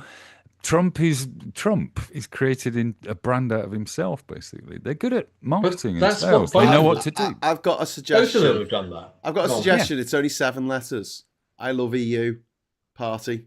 Because there was a party in Madagascar called the Taiko e Madagascar Party, which was founded by Mark Ravel O'Manana, and that translates as the I Love Madagascar Party, and he fucking won. Make Europe great again. Make Europe great again. Whatever. We should try. All I'm suggesting is that we should try some, and we should try some new ways to rebrand this, because I think we look a bit. I think it just looks a bit old hat nowadays. It looks like we're a bit whingy that we lost the referendum still, and it's pretty easy for people to say it. And I genuinely think if you came out with another good reason to do this, which is there are plenty. The oil problem, the Iran problem, the Russia problem, etc. All the things that are confronting Europe and our borders and everything else, which are all the reasons that we joined the damn thing in the first place. I tell you, I did think this the other day. So there's two things. Vote rejoin EU, destroy Farage. And actually, there's a ring of truth in that. You end up getting everyone to go back into the EU. That is the end of Farage's career. That will destroy him, because he'll be like, well, total waste of fucking time, and it didn't work, and no one wanted it. But then the other thing is, with all of those names, and I pointed this out, there was, unless let's say the party continued as is, where there's a limited amount of funding, you're not going to be able to get on advertising. Mainstream media are just a bunch of wankers and won't have the party on, so you can't get the traction like that. But hold on. Then it comes down to the fact that actually the name being on the ballot sheet as is really important. Like, you're going to have, because I didn't hear any of those names that made me go, oh, that's exactly what it does on the tin. Yeah. And therefore I'm going, 100%. Oh, 2 years ago. And now, if you flip that and when we got a millionaire donor in, then I get your point and I can see why that works. Yeah. But at the other end, I'm also going, the Tories going Labour have had 100 years, over 100 years. Get grassroots. I mean, what is the Green Party's brand? What has it been built up over for the last 40 years? What is it that they stand for, the Green Party? Not NIMBYism, if you like, but certainly something to do with the environment. Yeah? And I defy anyone to find me anything in the literature or the speeches that Zach made about environmentalism. And in fact, he clearly said himself, well, everybody knows we stand for that. Right? He has turned that party into a Corbynist left-wing party, basically. That's what he's done. Is a campaign, and that's not about, a party. That's it. Yeah, all I'm saying is he is not out there banging the drum that Caroline used to bang, which was all about the environment, entirely about the environment. And they're saying, well, that's a given now. That's part of our brand. That's fine. We're moving on. We're now a socially aware, progressive, etc., right? And he's getting airtime because he's a salesman. He's good at that. He's getting the message across in a good way. He's changed the nature of the party completely. There's a lot. It's an interesting umbrella that they've created, and I don't think it will be a pleasant journey for them in the end. But fundamentally, has at least made a massive change in his policies.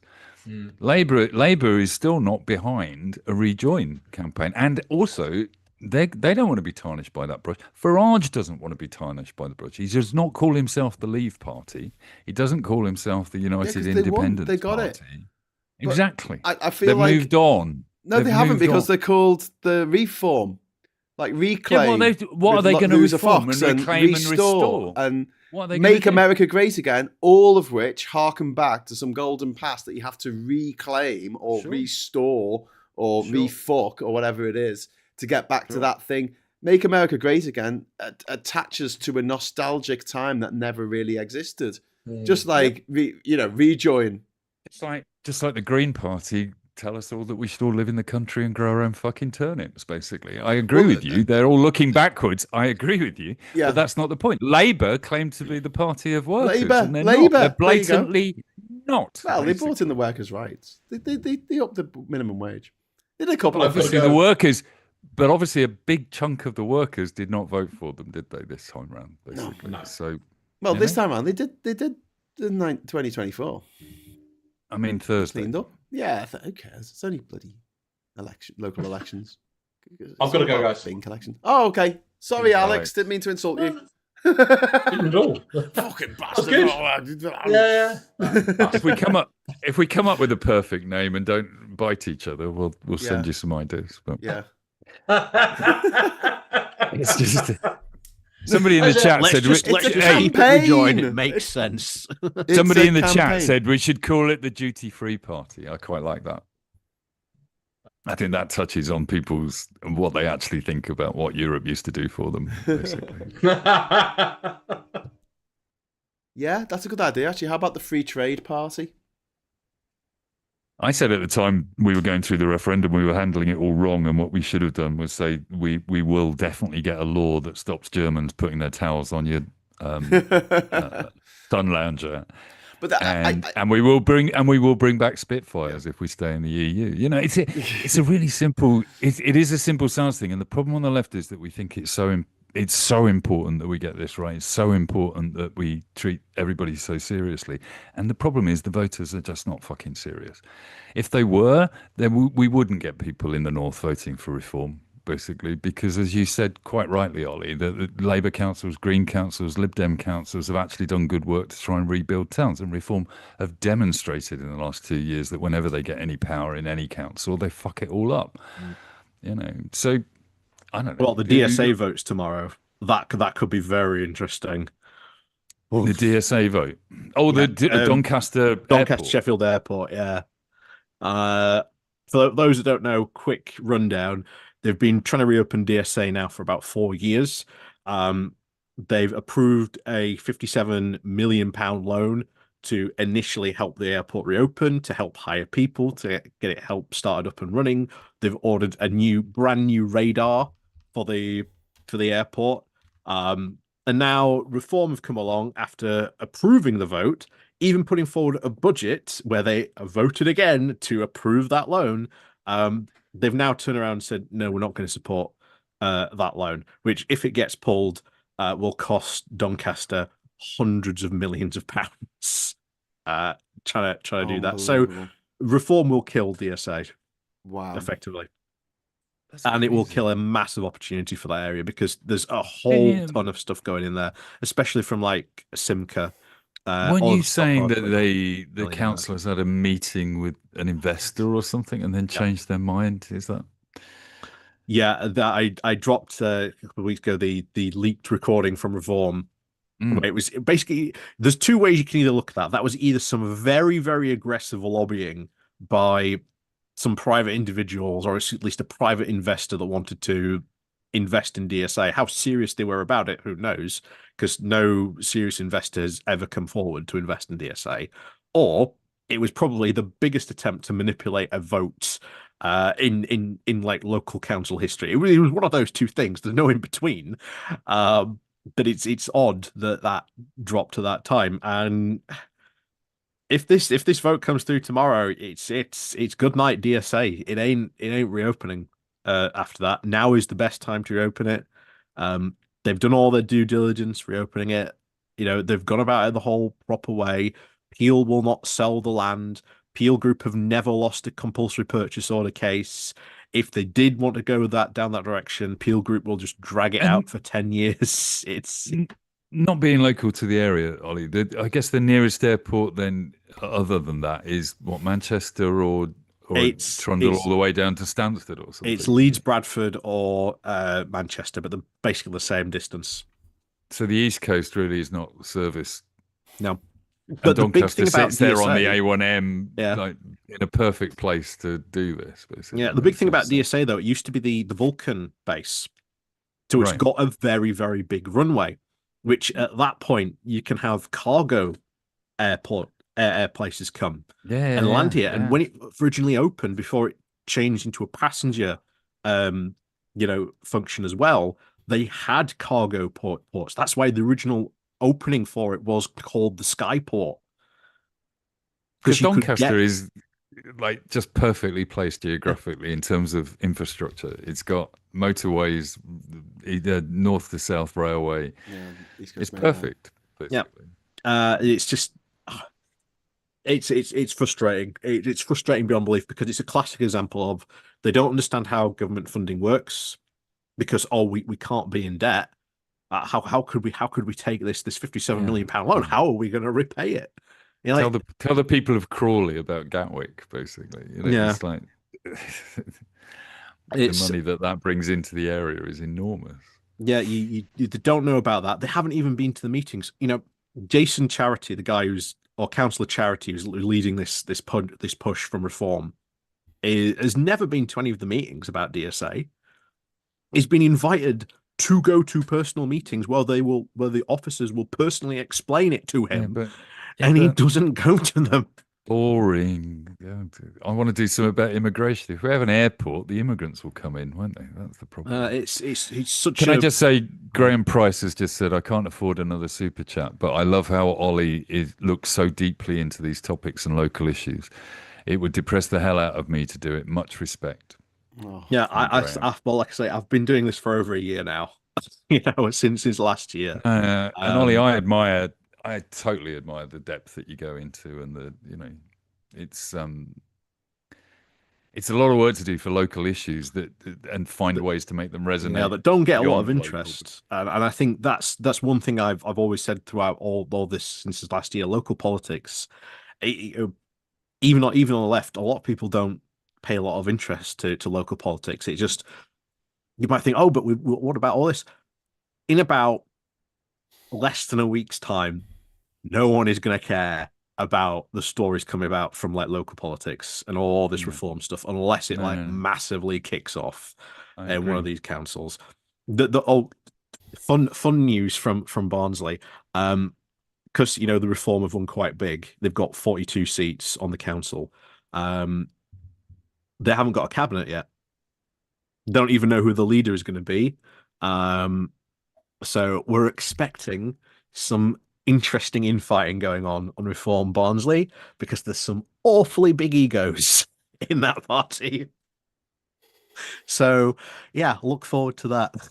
I think you highlight a problem that I've been wrestling with recently a lot, actually, is I think you're right. I think even if there's that big spat in Barnsley, how many people are going to care in Barnsley? Because they are just genuinely trying to get their heads down, keep their job, enjoy their life a bit, basically, despite the rising cost of food. And I think elections at least bring it to the fore for a little while. At least people pay attention, maybe, to what's going on, even if it's just on the day of voting or something. But again, local hard politics, graft. If 80% of what you interact with is local politics. It's not national. It's local politics. Yeah. So it's like people should care a lot more about who and the competence of the people they are electing. Yeah. And again, it's I hate to keep bringing it up, but it is what the right are very good at, because they're basically saying, no, it's not about local politics. It's totally about the immigrants stealing your hospital. That's what's happening. That's why you can't get your leg fixed, Mary. Yeah. It's because an immigrant stole your bed in the hospital.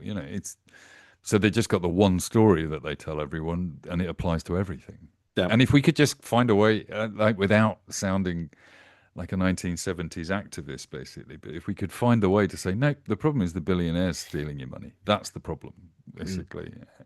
Just vote for the not billionaire party. I mean, it's finding that right message. And I think the time at the moment is to look to other places in Europe, like Hungary, like what's been going on in Hungary. They've had Viktor Orban for over a decade in there, and they've finally got rid of him. You've got places like Poland, where again they got rid of Fizz, or the piss party, yeah, the piss party. After all that time, Trump likes a piss party, doesn't he?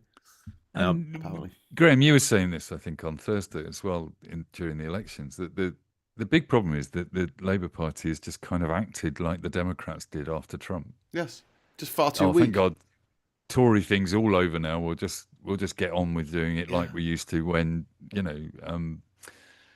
Yes Minister was the way that the country worked. Basically, that's what they think they're doing.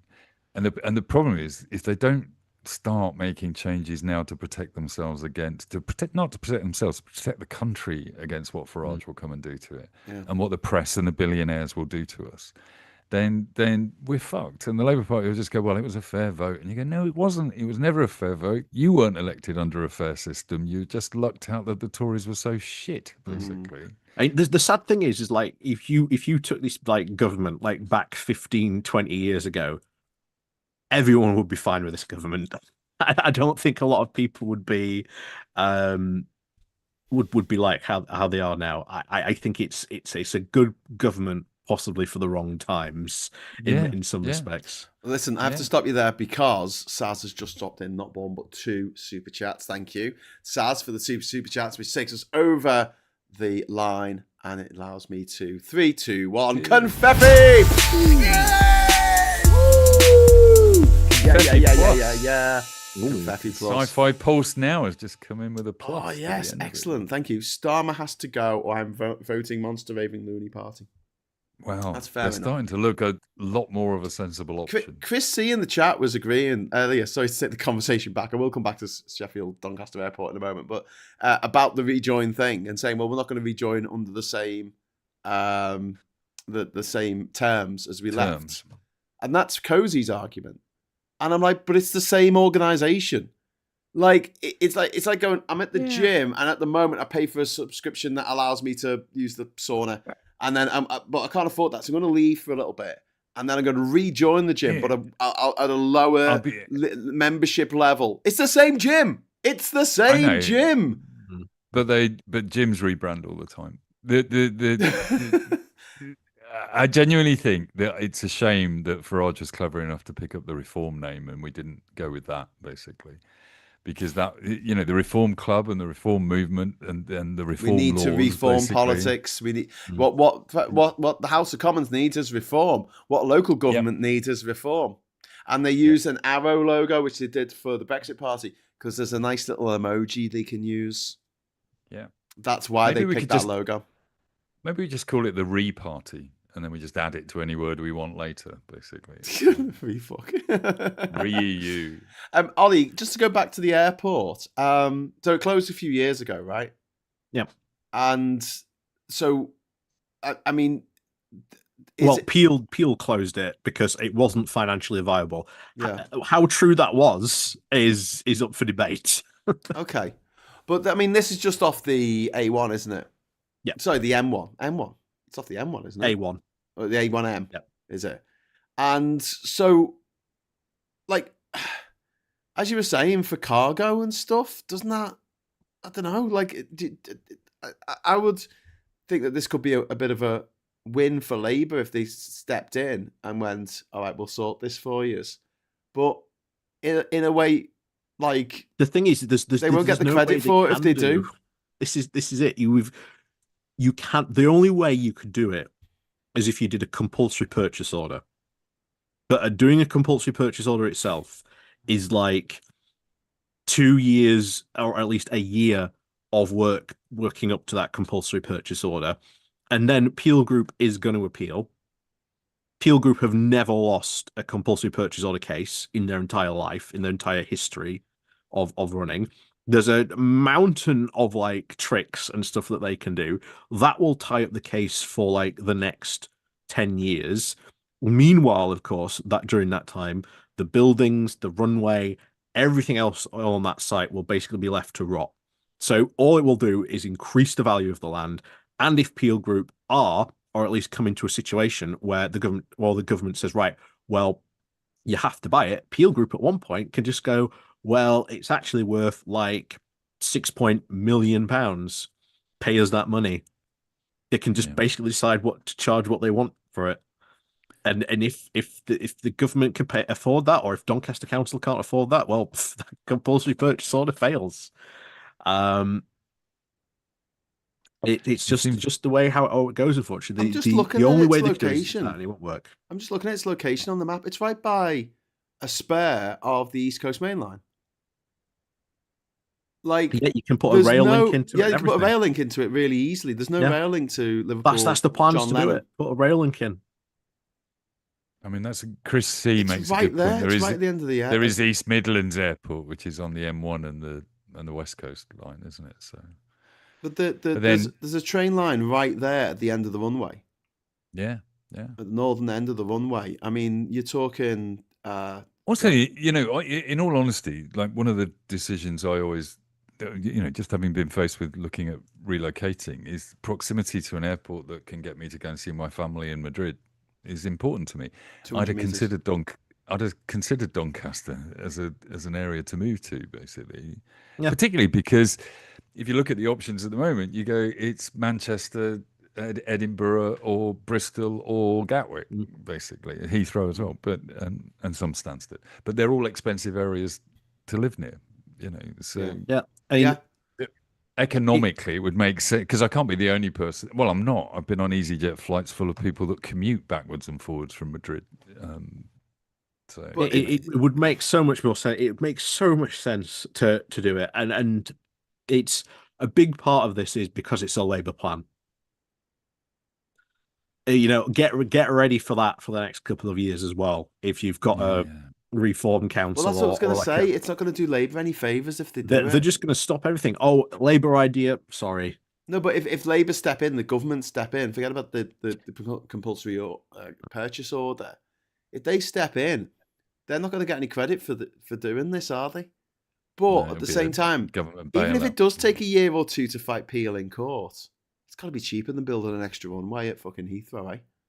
Yeah. Or Gatwick, they've approved. Well, it won't just take a year. That's the thing. It will take at least a decade. What, to compulsory purchase it? Yeah, because like that's another thing. If you do the list of things, drag it out. If you do the list of things the National Labour Party have done, they have finally approved second runways at both of our major airports, which has been something that's been dragging on for 20 years. Yeah. It won't happen within their government because it's long-term thinking and planning, but Yeah. That's why how do you say good? Because the size of the runway. Opportunity. It's an opportunity, isn't it? I think Labour needs to go hell for leather for infrastructure, especially with the restructuring of the national grid. I think they just go war footing, take a massive fucking loan out from the World Bank. Fuck it, and then just refuse to pay it back and ask Trump for the money. I don't know if it's happening in your area, but Southern Rail and Thameslink are about to come into government ownership. Yeah. And you get emails from the companies while they're still in private ownership explaining that it's going to change to a new company. And nowhere in those emails does it tell you what's actually happening. It just suggests that the name is going to change, basically. And you think the Labour Party are missing out. They should be sending those emails out saying, we've turned your shitty railway into one that we own now, and we're going to improve it by doing this, this, and this. And they've sped it up as well. A lot of people. That's why you voted. That's why you voted for us. We've done it. Delivered. There you go. Yeah, right. and every time they should add growth to it. They should say, we've done this to grow the economy, make it better to do this. Because even if the economy isn't growing because of Trump's stupid fucking wars and us leaving the EU, we should follow the right wing's argument and just keep saying everything's growing. Just keep saying it, basically. Yeah. Build some infrastructure, build some hospitals, tell them that things are growing. They've sped this up, actually, this whole like renationalizing the rail. It was going to be completed by the end of this parliament, so it'd be 2029. But because they've now sped it up, it's now going to be completed by pretty much the end of this year. This year? Like next year. Yeah, next year there's only one left. So by the end of this year, there's only going to be like But they have to make the most of it, Ollie. They have to have daily trains that cost like £5 to go anywhere. Just one train a day. All the others can go wherever and cost whatever, but just one train a day, just to have that as the headline. No, I've argued this before. What we need is a Netflix subscription for trains. Good idea. I would do that. I'd be paying that in an instant. Netflix, like a Netflix subscription for paying. I can go anywhere I want on the train. We're going back to Jim. Well, if you're over 65, you can do that. Well, yeah. If you're over 65, you get free buses everywhere. Graham Haller, thank you. I speak as somebody only 5 years away from that. Graham Haller, well, you don't look it. Graham Haller, thank you very much for the £5 super chat. Trump has released the UFO files to deflect from the Epstein files. Is this a reboot of the Alien versus Predator franchise? Possibly. Whoever wins, we lose. I haven't even looked Hasn't he done this before, though? There is some interesting I'm sure he's shit released these files before. We've got some ideas as well for that party. There's some great ideas in the chat. Yeah, but just quickly on the UFO thing, there is some really interesting content in there that is being a bit lost. Should we come back to that in a moment? Okay, so first of all, the Remember Party, I quite like that one. The Restore Party, sorry, Reverend Kathy, that one's taken. Refresh Party. What else have we got? The Reparty Party, Regroup, Resist, Regurgitate. There's a lot of reason here, isn't there? Regurgitate Party. Steal it from them. But the thing is, I was going to say, is it's a campaign. It's not a party. You talk about UKIP. It wasn't just leaving the EU that they wanted to do. They also wanted to get rid of everyone who wasn't white. No, I agree, but we are not heading towards rejoining at the moment. And I think, therefore, if I was a marketing guy, I'd say, guys, we need to go back and look at this and come up with something new. It's not resonating. It's resonating with the people that always wanted to remain. Yes, but which is 60% of the population, though. Yeah, and giving them something to do about it would be good. But what is that? What these marches at the moment are trying to achieve? What, Keir Starmer to have a moment of conscience and change his manifesto? No, mate. It's like gay pride, mate. You just turn up and everyone's there, and then you all, Ollie's gone. Ollie's gone. Fuck this shit. Oh no. Sorry, Ollie. Did you kill Ollie? You stop doing that every time. I'm just fed up with him constantly bagging on about the North. Come on, Ollie. What about the poor, impoverished South? Come on.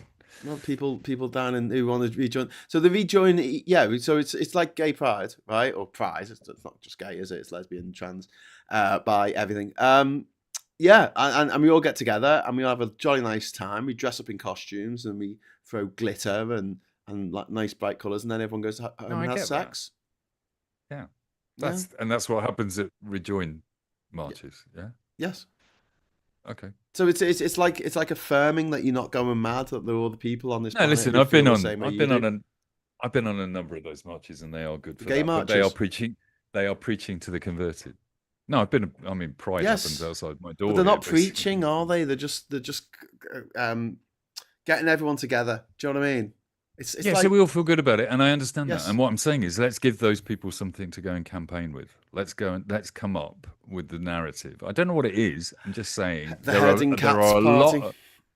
a lot of good reasons other than Nigel Farage screwed you over and 4% GDP has been lost each year, basically, because it doesn't resonate. Yeah. It's not working, and we need to find something that does work for people. And freedom, the Freedom Party. Yeah. You say their words. That's it. The Freedom Party. What do you want? We want freedom to roam our own continent without let nor hindrance. And at the moment, we have to leave after 3 months because, unlike Farage, we can't afford to pay the bribes.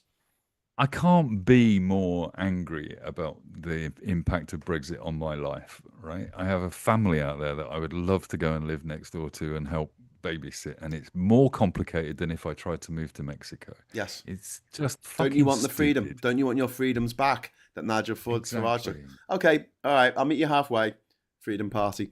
And listen, I'm also, I know I love to bring all this back to my story, but I am also currently working on a plan that, from the depths of despair a few weeks ago, is turning into a really glorious plan that involves Maria moving over here for a year to study and live with me and possibly beyond that. But the trials and tribulations of dealing with immigration, right, in all of this, and the things that are thrown up to stop people falling in love and being happy, basically. Because you're bloody foreign or something, and that goes for me trying to do that in Spain, and I'm not rich. You can't solve it with money. If a Russian laundrette gave you £5 million, you wouldn't have to worry about it. Problem solved. Solved. Party the musical. We've got Swingers Party. That's another suggestion there.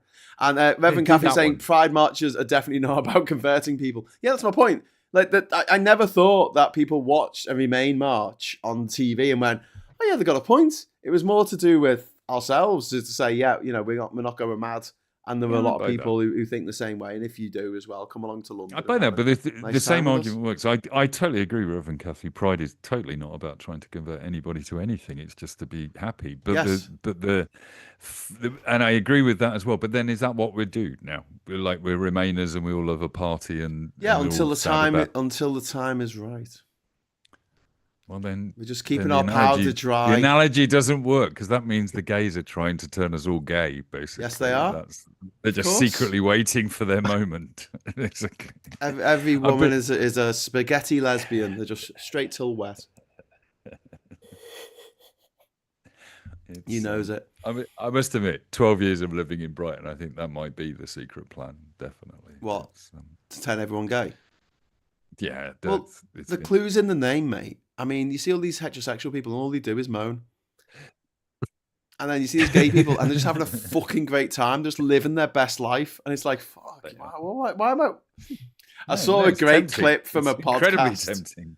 I saw a clip from a podcast the other day, and they were talking about, there's a big thing now, like with American twats who, go on the manosphere and stuff, and they talk about a woman's body count, and they go, "Oh no, I don't want to be with a woman who's been with too many other men in the past." Oh God, right? Okay. And their take on this was like, if you were with a woman who had slept with over 1,000 men, that'd be fucking brilliant, because out of all the men she's ever been with, she wants you. She chose you. She chose you. If it's someone like straight out of school who's never been with anyone and thinks you're amazing, of course she does. She's never been with anyone apart from you. Yeah. Duh. Totally. Good point, lads. Whatever podcast it was. Good fucking point. But they're obsessed, mate. Obsessed. Well, for them, it's okay to, sleep around and then settle down when they want to. Yeah, exactly. The hypocrisy. The hypocrisy, Mike. That's what I can't deal with. The hypocrite party. That's what we should call Refuck, shouldn't we? Oh, you're voting for the hypocrites. Yeah. Oh, okay. Tell us about the UFOs. Homo salient, not heterosapien. Okay. I don't know what that means, Jenny. I do. No, the story they declassified a number of debriefing interviews with the Apollo 11 crew, Neil Armstrong, etc., and Buzz Aldrin, and they talk about some weird shit they saw, basically. And the fact that it's been declassified suggests that NASA didn't really want it out there, because they're very scientific about the way they're discussing it. They're saying it could have been this, it could have been that, it could have been the urine overspill, etc. But it definitely looked like a cylinder that was spinning around and was probably about twice the size of our capsule. But it also could have been ice. Who knows, basically, right? And these guys were having a genuine discussion about some weird things that they saw and some weird lights that they saw on the moon. And we saw only yesterday, a satellite picked up some of these weird lights on the dark side of the moon. Which is probably a phenomenon. It's probably something happening on the moon we just don't understand, etc. It could be cosmic rays or anything. It could be that Buzz Aldrin was talking about the fact that he had two lights following him around the capsule, and he didn't tell his colleagues because he thought he might be hallucinating it. And then when he did, they said, "Yeah, I'm getting that too." And it could easily be that that's radiation hitting the back of their eyeballs and causing problems, and they didn't look into it. But these are things that have not been revealed after the what is it, 50, 60 years, basically, since they did this. So there's some interesting stuff in there. And I think they are, the UFO stuff, who knows? I mean, they're all stealth planes and weather balloons, aren't they, more than likely? Because we've had the conversation a number of times.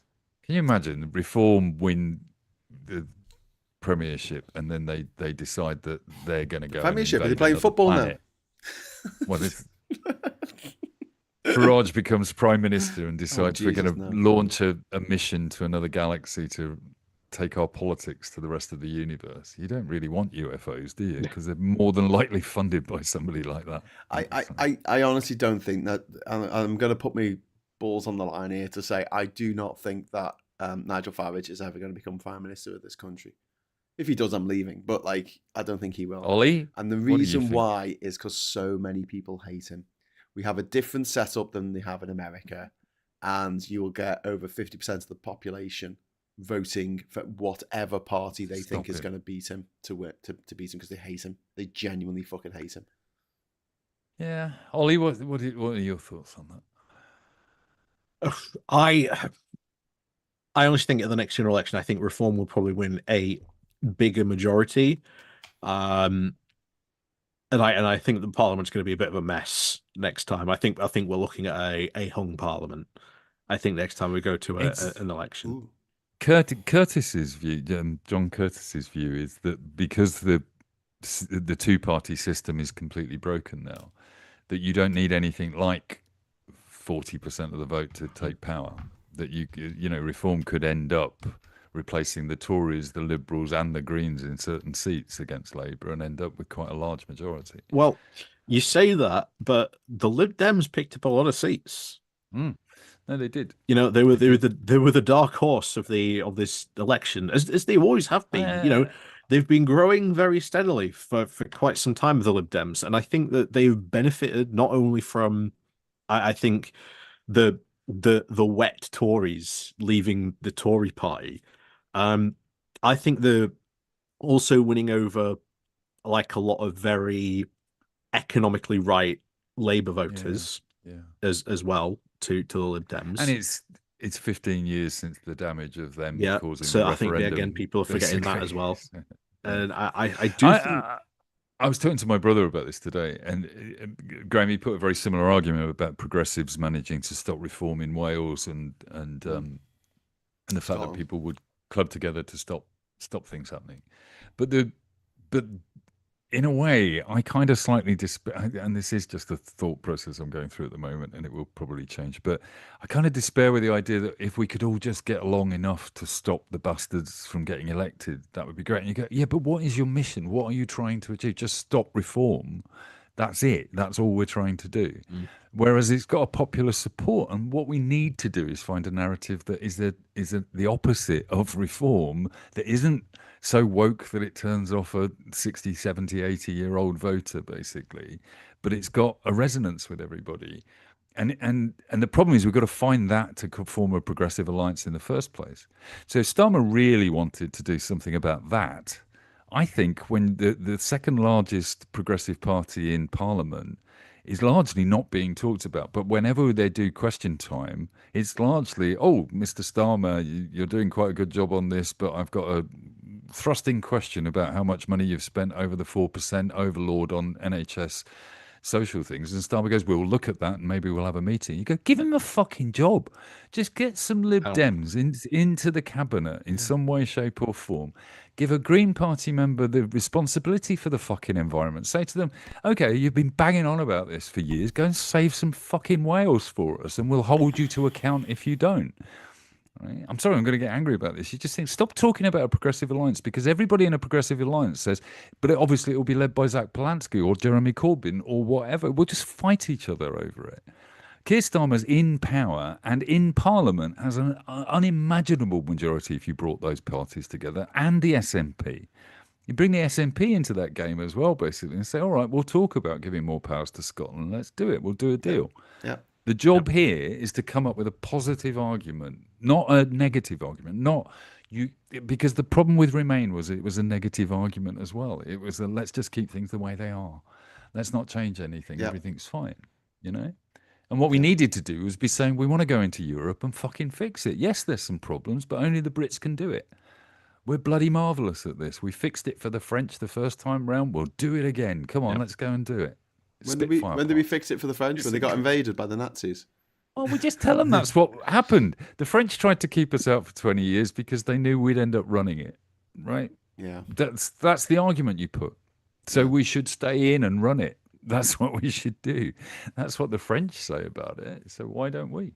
Yeah. I just think that the problem, I'm getting very frustrated. I'm getting old. I nearly died this year. And I'm kind of going, am I just going to bang out cartoons for another 20 years going, Nigel Farage is a wanker, Prime Minister Farage is a wanker, President Farage is a wanker. Oh, God, he's married Fergie and now he's the king. Emperor Farage is the wanker. Yeah. What we need is an alternative. We need a proper answer to this, basically. And I think that's what we should be spending the next 2 or 3 years doing. And we should be gifting the Labour Party with the power that they've got to make wise decisions. At the moment, Keir Starmer is having to do a stupid thing, which is fend off shiny-faced Wes Streeting's possibilities of, I want to be Prime Minister. No, he's very shiny-faced, Wes Streeting. I find that really uncomfortable. I think he looks like the balloon, the inflatable autopilot from Airplane. He's a gift for gifts. I mean, he's just, as soon as the JD Vance gift generator will just be turned on him as soon as he gets into power. But the fact that he's out there campaigning after 2 days after saying that nobody should do it in a publicised WhatsApp message that means he didn't mean it.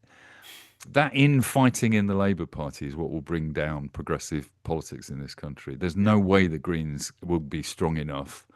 And they won't form any. Never underestimate the power of one man's ego to fuck things up for the entire left. if the Lib Dems are too right-wing for most of the Labour Party, then the Green Party are never going to get into bed with the Lib Dems, basically. So, the Progressive Alliance has to come from the party that's in power at the moment. Yeah. And I think that's what Starmer should be doing. I'd bring if Caroline Lucas was still in Parliament. I always said this. In fact, John McDonnell actually said this at the time when Corbyn was the leader, that they would give the environment job to Caroline because it would fend off the green problem for Labour, right? And now what you've got is that you've got a party led by a guy who's not even in Parliament, basically getting more noise on the left-wing politics and progressive politics than the party that's got an 80, 90 seat majority. And the Lib Dems just sit there going, and we went windsurfing. Where were the Lib Dems in these locals? No, it did for the national elections, the general election, but like they just went. They did all right. Party that wasn't there. They did all right. They gained a few councils. Yeah, if you look at what they did, Lib Dems are very, very good at fighting local elections.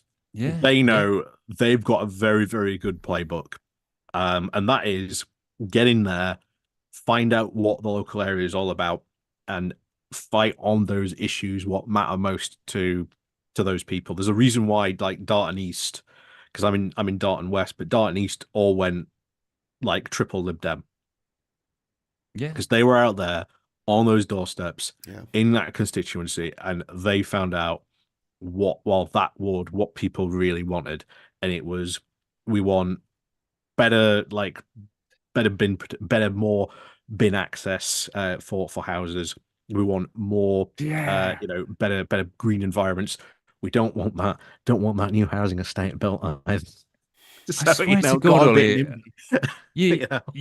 knocked on doors. You've knocked on doors, Graham. You've knocked on plenty of doors, right? At the end of the day, if you turned up with your new electronic red Starmer bin, right, and it automatically took your rubbish out for you and trundled it down to the rubbish cart on the day, you don't have to do anything about it, right? Wouldn't be a huge investment. But I promise you it would get us 40% of the bloody vote every time, because that's all anyone cares about is when bin day is, basically. It's,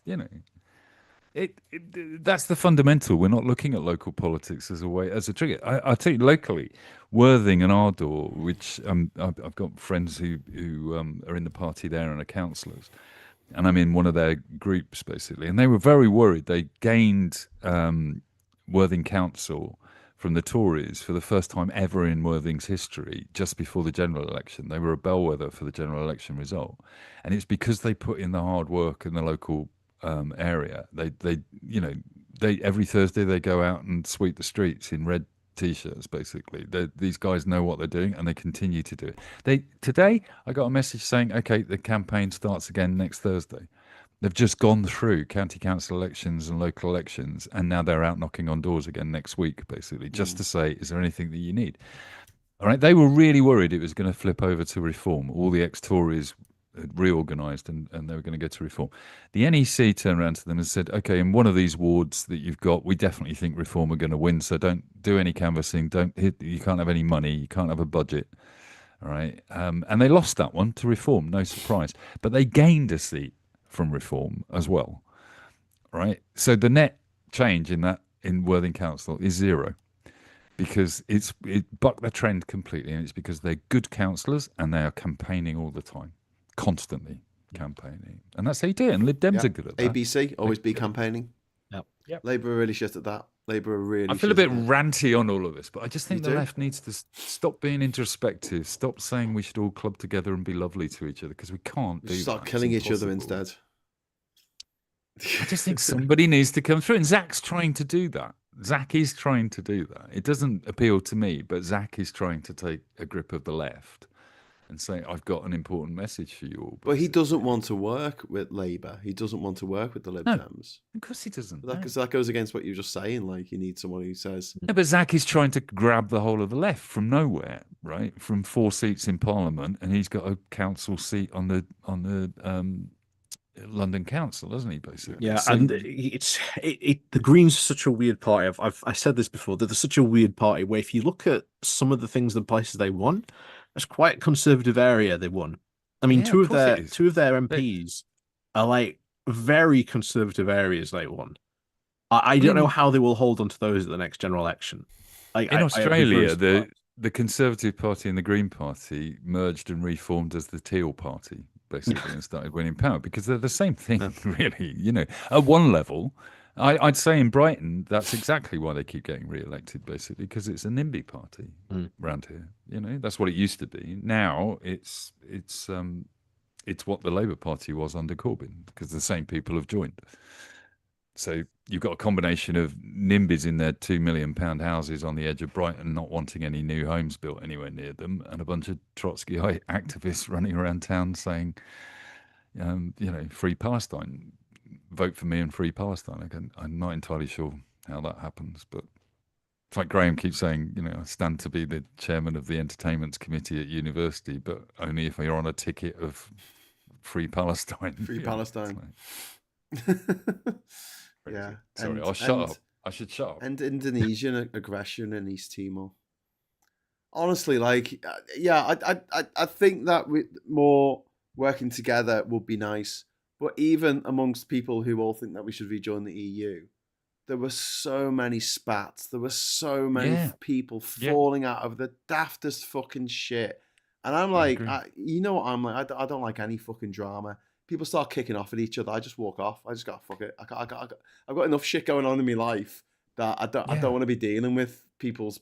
Well, and also you don't other mind people falling out about the millionaires rampaging our democracies. Basically, that's fine. We all agree on that. But when you're arguing about what colour the tablecloth on the trestle table should be, it's like, come on, guys, let's get our act together. Basically, yeah. And I understand the urge to do something to add your contribution, but if there's no solutions being offered and all it is complaining about the ideas that other people have come up with, it just really just let people do stuff, let people try it. We don't know what's going to work, but I'll tell you what is definitely not going to work is doing nothing. That's not going to work. That's not going to help anything. Exactly. Do something. And do you know what? Do you think that there was a master plan? This Project 2025. We say, they've been building to this for since the 70s, and in a way, yeah. But it wasn't like they had Project 25 as a master plan in the 70s. They were just like, let's try and get loads of right-wing knobheads elected to, or the federal bench. Oh my God! Did anyone see the federal judges being interviewed in the Congress last week? Did anyone see this footage?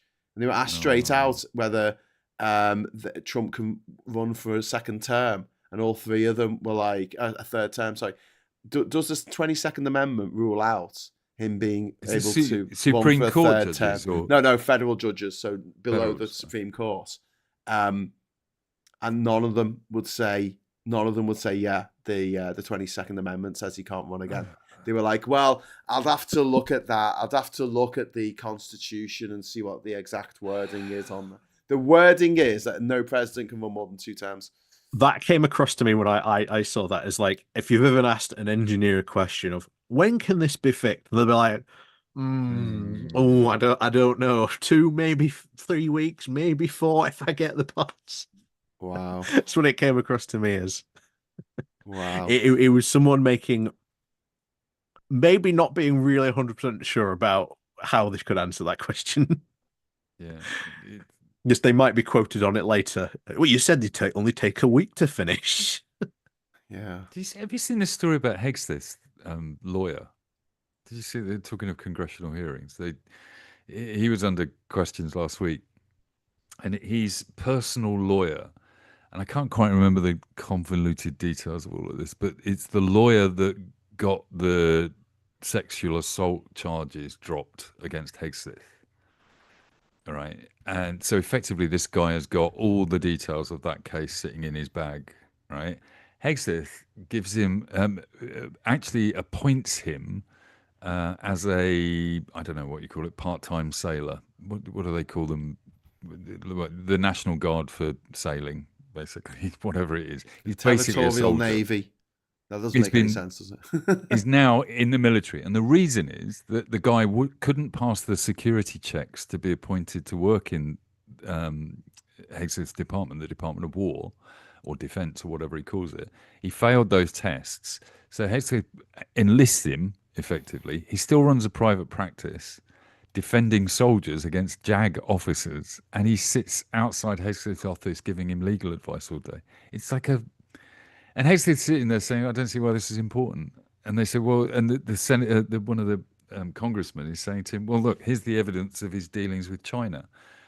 Are you sure that he should be allowed into your briefings on Iran?" Basically, and none of it washes anyway, because there's stories that just get hidden even in the States, who are only obsessed with American politics. Basically, it's just not happening. Yeah. Then I also have this other thing about this, which is America hasn't died, right?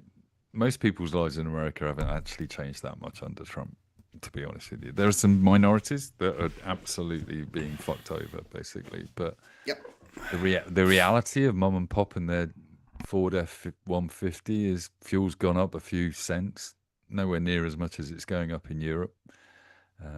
And their life is still as shit as it was before Trump, so nothing's really changed, basically. Yeah. So why do we spend 20 years just saying, no, not that man? I actually wonder whether Alex's argument, maybe we just put Farage in charge so that we can at least prove in 20 years' time that was a bad idea. There was an argument a while ago that maybe Farage should just become an MP, and then it'll all be, all of his grift will all be uncovered and he won't be able to stand it. And it was like, no, he became an MP and got away with, getting people to riot. He got away with taking £5 million from a crypto billionaire in Thailand who launders Russian war money. I've always said David Cameron missed a trick by not making him a lord, basically. Why? Long before the Brexit, he should have just put him in the House of Lords, because he could have done all the grifting he wanted and it wouldn't matter, basically. He could never be Prime Minister. Well, he could. Well, that might happen with that. Find a way. Yeah, Andy Burnham might do that trick. Lord Burnham. But Billy Kershaw's right. Yeah, healthcare is changing in America, but actually he hasn't got rid of Obamacare because he can't. He's got nothing to replace it with, basically. So the reality is that their healthcare is under threat.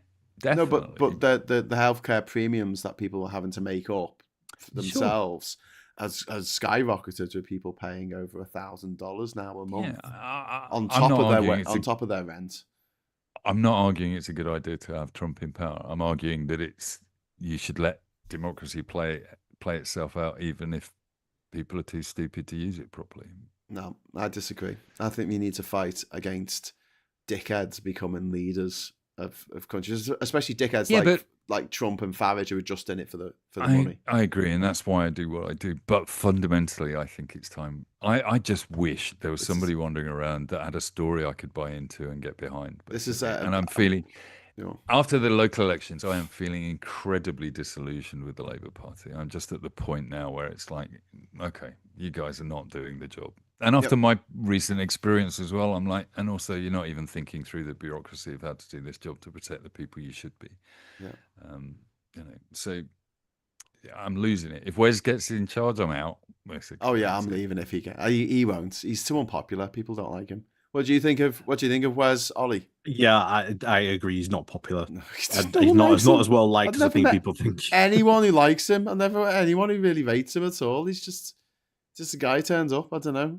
Sadly, he is one of the best communicators on the front bench, basically. Yeah, but that's not saying much. No, exactly. That is the biggest problem, and it shouldn't be as well, because I think back to other past Labour leaders who haven't been particularly gifted with the gift of the gab. Michael Foot, you could argue, even John Smith. The last guy, I've forgotten his name before Starmer. They weren't particularly great communicators. They weren't great at making really compelling speeches. And I don't have much time for. Well, this Blair. is it. Blair had Campbell these days. Yeah, but Blair could make a speech. Blair could, and he did that annoying thing where he would stop in the middle of a sentence, and you were sitting there going, "Will you just spit it out, motherfucker?" But it's got to be better than Starmer, because I think one of the things, if you analyse Trump and Farage Right. It almost, well, in Trump's case, he doesn't even know what he's saying. So it doesn't really matter what they're saying. It's the way they say it that resonates. That's what I was going to say. Because the previous guy, people absolutely loved what he said. They couldn't remember what he said, but they loved what he said. Yeah. Because it sounded passionate. It sounded good. Yeah. It was a big word salad. It was full of platitudes. It didn't mean anything, but, And if you just turn Starmer's, if you transpose the words into gobbledygook of any of these people, you would probably still be drawn towards the charismatic ones. Yes. And if you do it with Starmer, I don't even believe Starmer believes half the things he's saying in his speeches, and his tone and voice and everything else make me fall asleep straight in within the first sentence. So, he always just looks so scared. He just looks terrified. He looks like he's been caught doing something. He's like a little naughty schoolboy who's been caught doing something wrong. Actually, no, he's not a naughty. He's like the fucking class fucking SWAT. The prefect, the head boy. He's a head boy who's just been caught injecting heroin around the back of the bike sheds, and he's just there never been told off by a teacher before, and he's just like this. I think he's the most senior example of imposter syndrome that we've seen, basically. What you think, Steve? Well, I've got to go. Oh, God, yeah, it's past 10 o'clock. Right, yeah, we'll wrap up in a moment anyway, but thanks for coming on, Ollie. Right. Really appreciate it. Ollie. See you on Tuesday, I hope, for Yes, I'll see you then. Geoscope. And good luck with the airport, dude. It works out. Fingers crossed. All the best. Fingers crossed landings. On that one. So, bye. To our mate. Bye. We'll stay on for a little bit, but I've got to go. So we say quarter past 10. We'll head off. This is a lot earlier than it used to be on the Friday nights. It used to go on till, and then Hannah would turn up at like 1:45 and we'd end up chatting till 3 a.m. We'd only just started at this point. Yeah, that's a point. I much prefer it at this time, and it's better. All right. God. No, you're doing good work, mate. I'm loving your stuff. I don't know what to do myself on Fridays. Your stuff this week has been great. Yeah, no, I get that. I get to a Friday and go, no, it's not. We've done some good stuff this week. We did a reform watch with maybe I'll just ring you at 9:30 on a Friday and go, Graham, do you remember when? Basically. Did you watch the Rabbit Hole? Me and Rach on Friday. Did you watch that? I missed on Wednesday. It. Sorry, it was really funny. It was like 20. It was like 50 questions, like get to know you questions, and it was all random shit.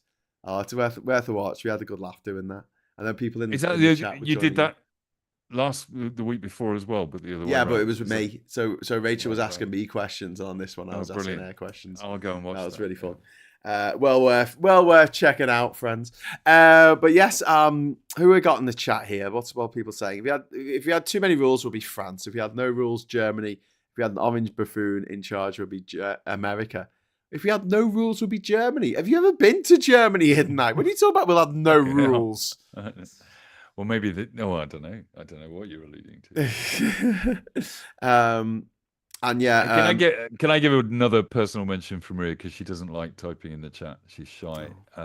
She loves everybody saying hello to her, but also she wants to say, I really appreciate Graham speaking in Spanish, and please tell him he speaks very well. Oh, mi hablo un poco español. She's never told me my Spanish is good. So. Okay. Porque es muy estúpido. The only phrase she's ever taught me is "see more see." The thing is, the more you speak it, the more you kind of remember it. It's one of those things like French as well. If you go to France, all the GCSE French starts coming back to you. Yeah. No, I found that recently. People still don't understand what you're saying, though. I was in Spain struggling to communicate with people in Spanish, and it got better towards the end of the 9 days. And then I went into a vape shop to buy some vape juice, and I used my COD Spanish to say, I don't have any Spanish. Do you speak English? And she said, I speak Spanish. She said, I speak Spanish, French, and obviously English. And I said, well, we can try it in French, but I think we'll probably no tengo español. I don't have any Spanish. I do not have any Spanish. There was Chris is saying there's a Friday night social shaped hole in my Friday evenings. I'm sorry. We should find someone to put there. Maybe the best of. Yeah. Like once a month, just have a blowout. I could terrify you by saying that, hey, Graham, go back and edit the last 3 years. Oh, no! The best of. Yeah. Wayne turning up drunk. Just people storming off in a strop. Just 2 hours of Wayne going, fucking fuck.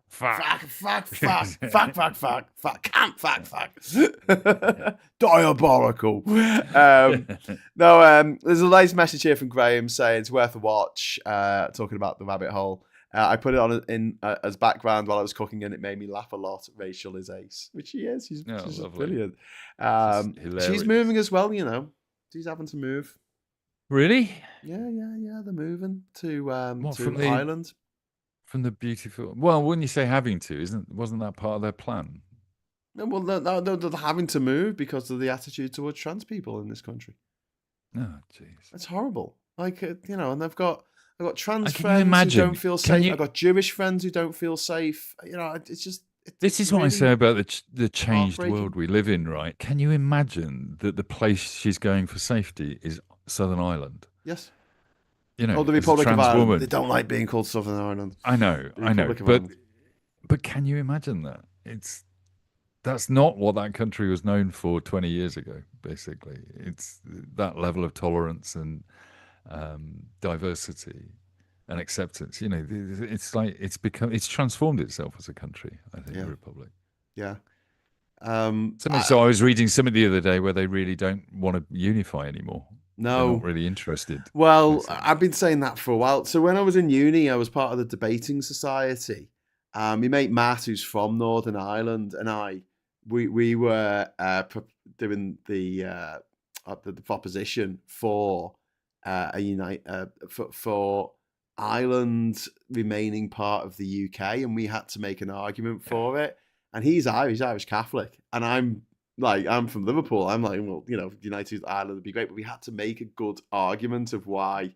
And our argument basically came around was like, well, the Republic of Ireland probably doesn't want Northern Ireland because it's a big fucking headache. They only made two things. One of them was the Titanic and it fucking sank, and the other one was the DeLorean. Okay, it could go back in time, but it was a big, massive fucking disaster. I was just going like, why would they want this? And afterwards, Matt's like, fucking hell. That didn't go well. I didn't like saying that shit, but yeah, if you're going to try and make an argument for it. That's what I liked about debating, because they'll give you a topic, and even if you didn't believe in it yourself, you have to make a decent stab at an argument. And it's a good way of developing empathy to understand why people argue a certain way. But at the end of the day, the reason why most people argue a certain way is because they're twats.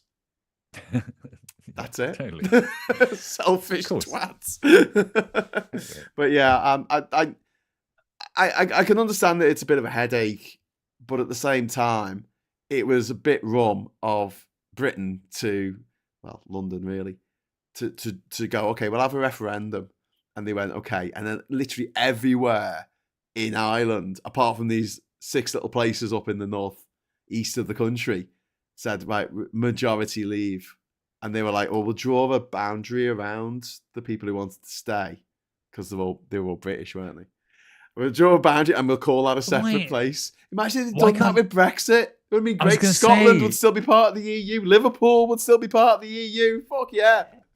What is it? Essex and Kent basically would have ended up as an independent country. Yeah, go on, fuck off. Who cares? Good. Bye.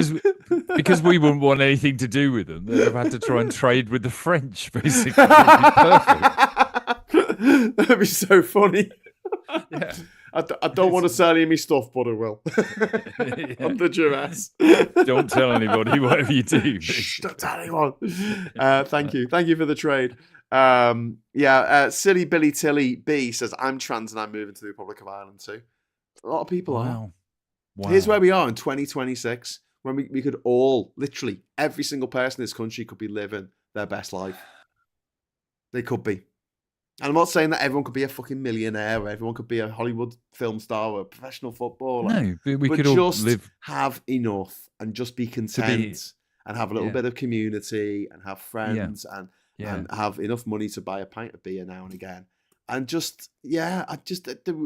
instead roll at each other's throats over shit that just doesn't fucking matter. Yeah. It's something's got to change. definitely, because these guys are on the rise, and we need to come up with something.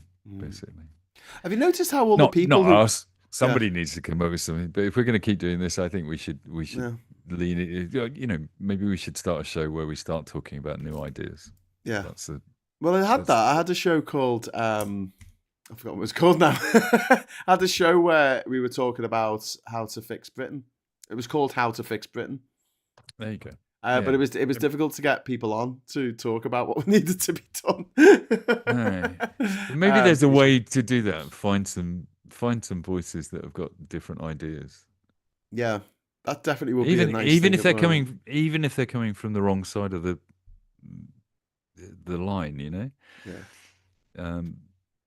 Because it seems like you just start on the first one of universal basic income. Basically, we absolutely ought to discuss it. It's a good idea, and it's made for the oligarchs. It's made to compete against the oligarchs. And even Elon Musk said, "I think it'll happen."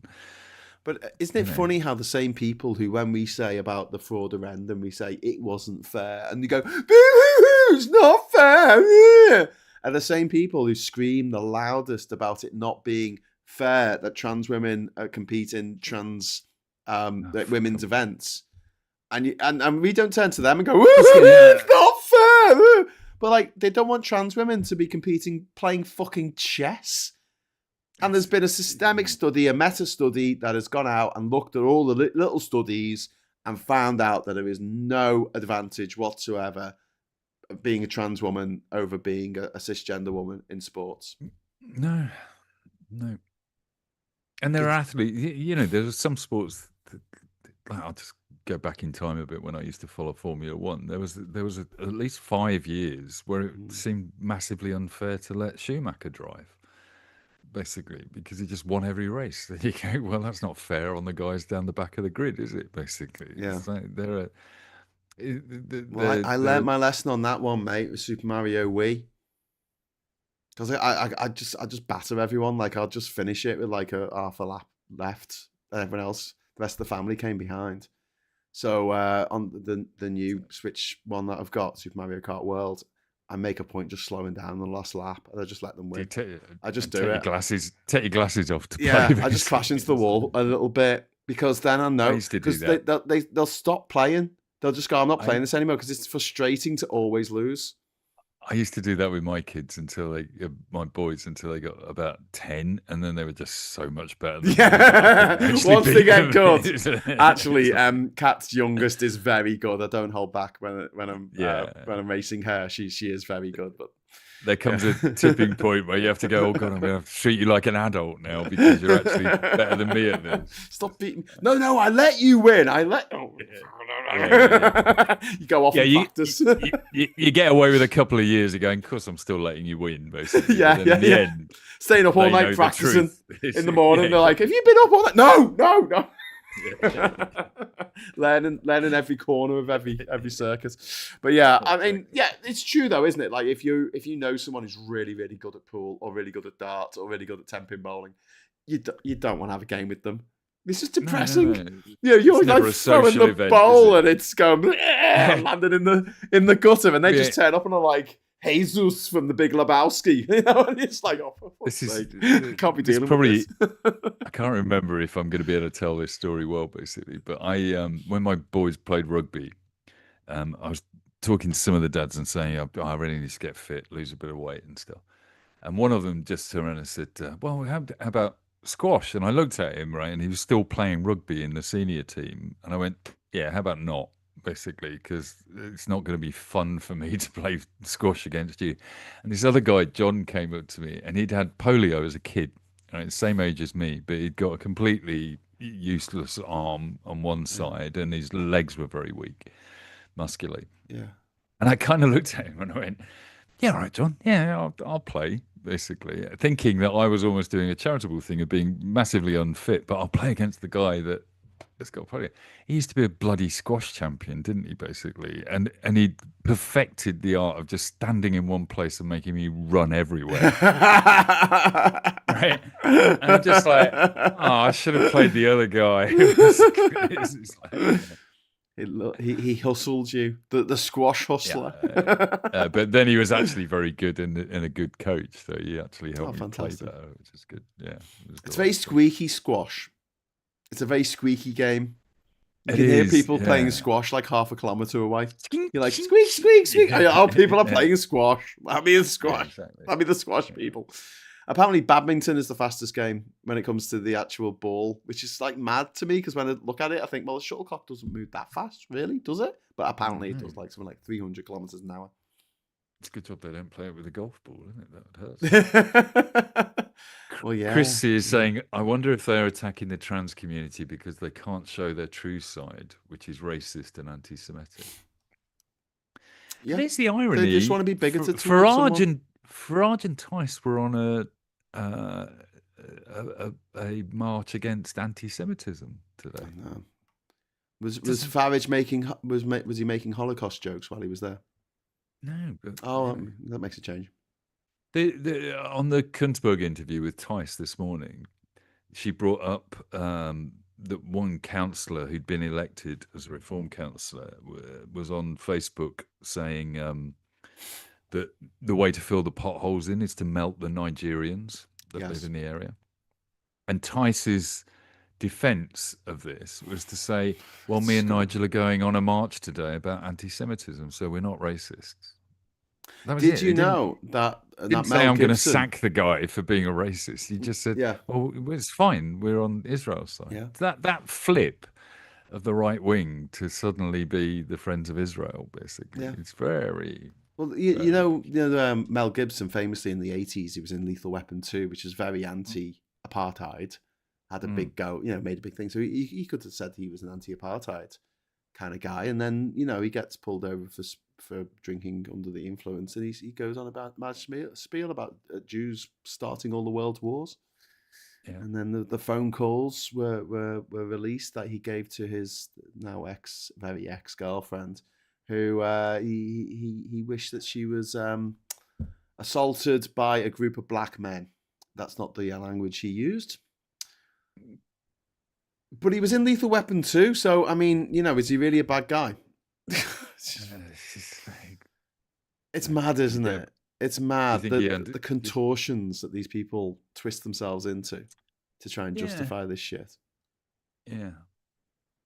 And I think it's just because Trump and Farage and people like them have given permission for people to be able to say these things, really. Yeah.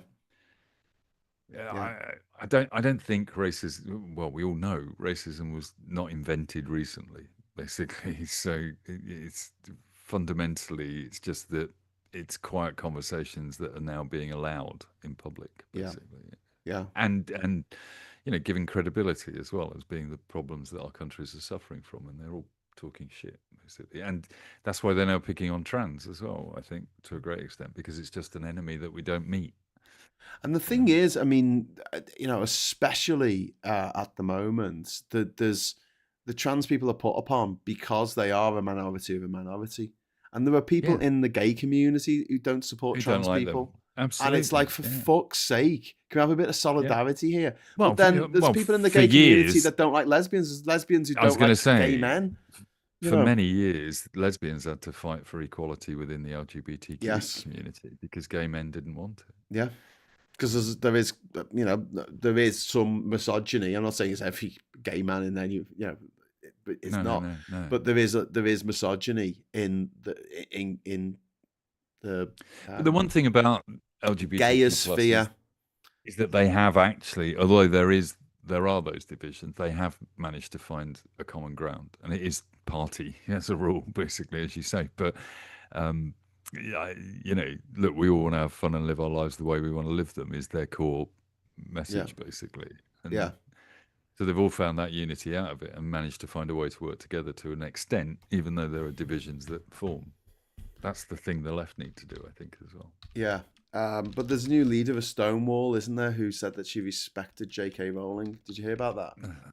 No. So this is Keezer Dugdale, who's the chair of Stonewall since last month, and she said that she had huge respect for J.K. Rowling.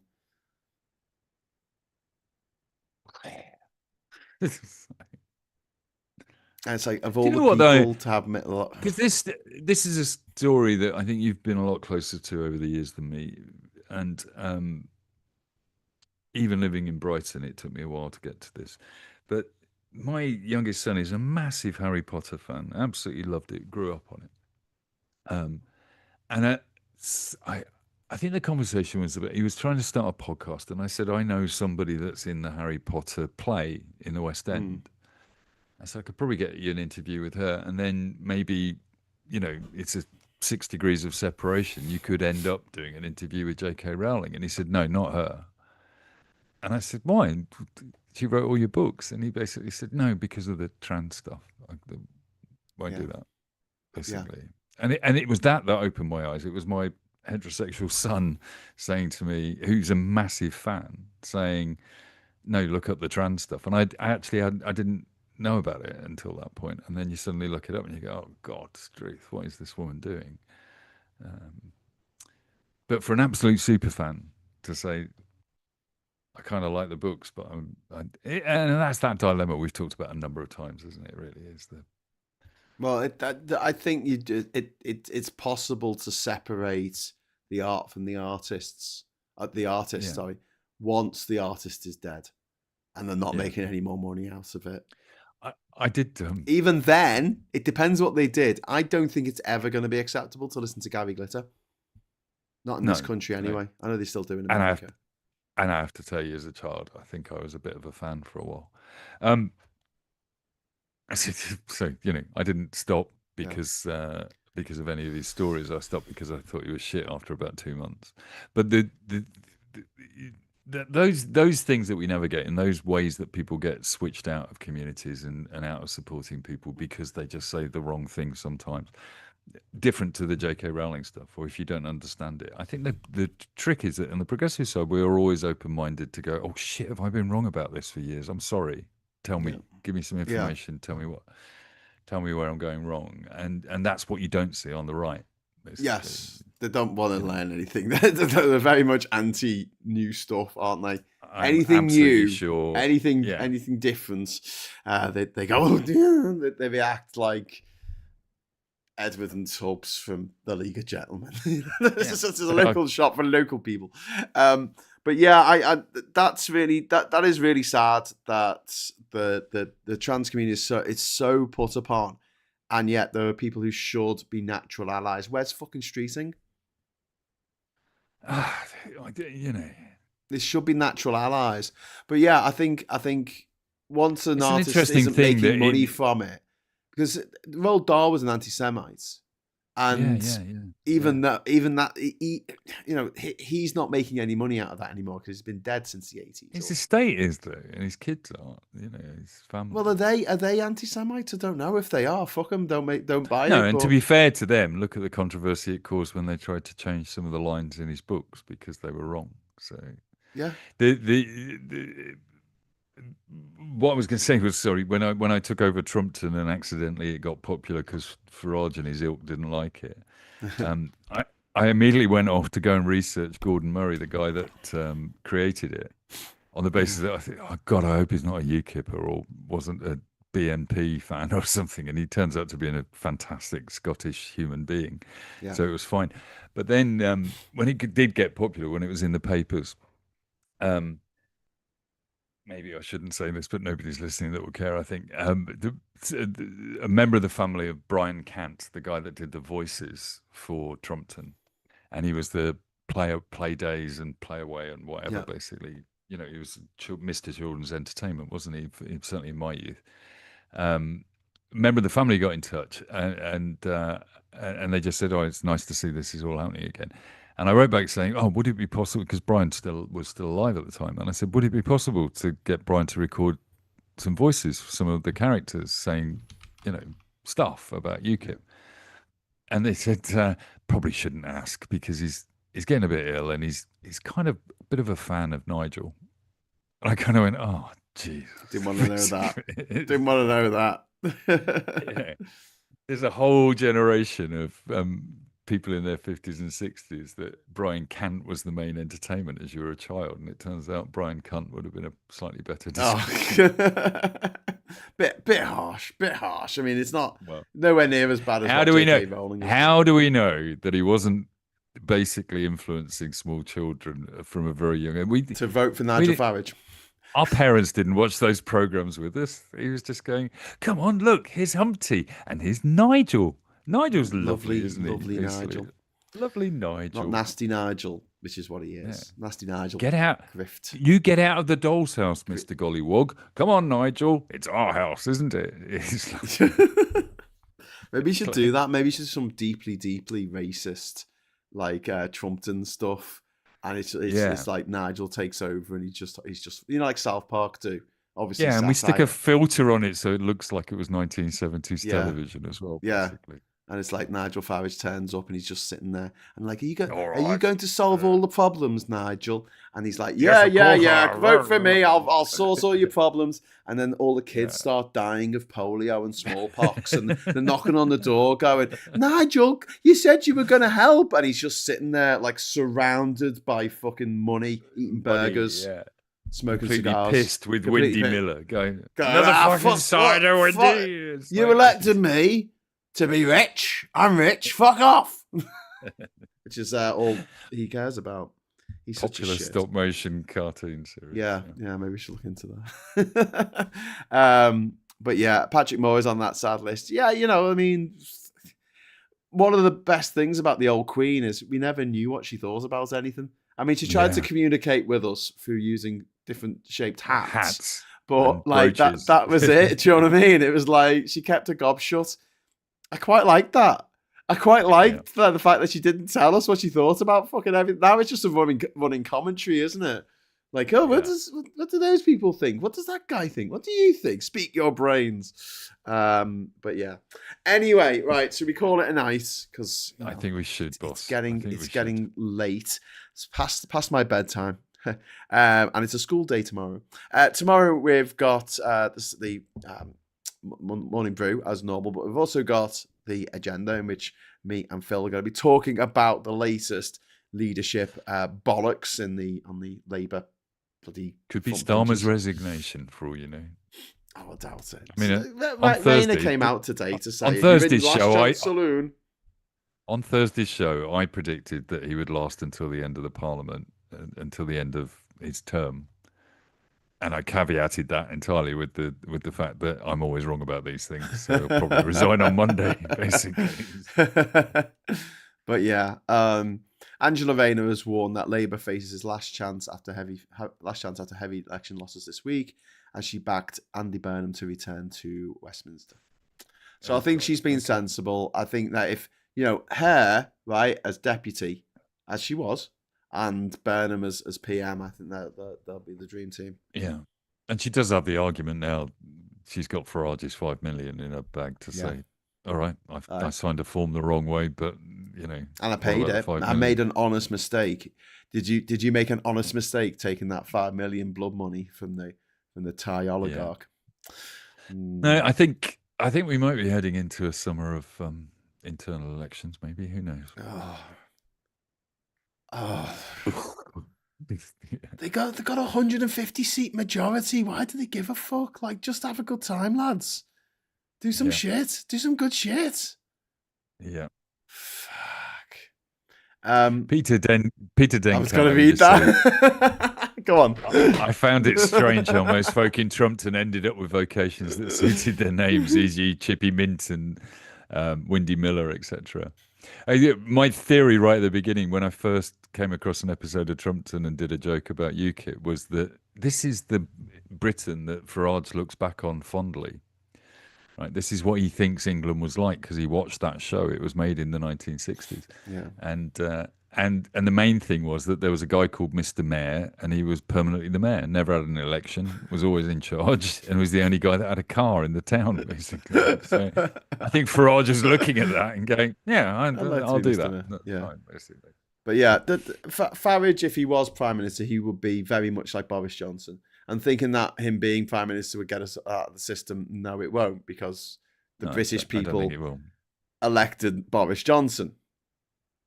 He did he ran for an election. Do you remember how despondent we were when that happened? We're just going, "No, are you mad? This will go terribly," and then it did, and then like I got a feeling that I don't mean I want that to happen. I just think it might happen. Yeah, maybe.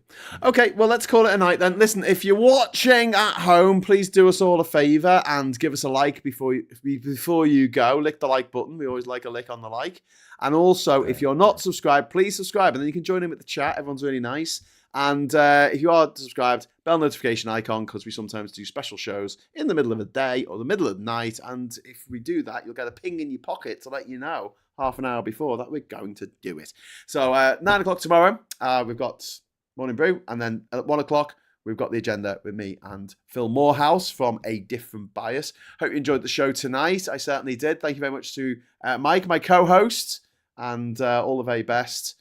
And I normally say like have a great weekend at this point, but it's not Friday, is it? So have a great week coming up. Have a great Monday. Have a great have a great Monday. But yeah, have a great Monday. And until we meet again, hello, good evening, welcome, and goodbye.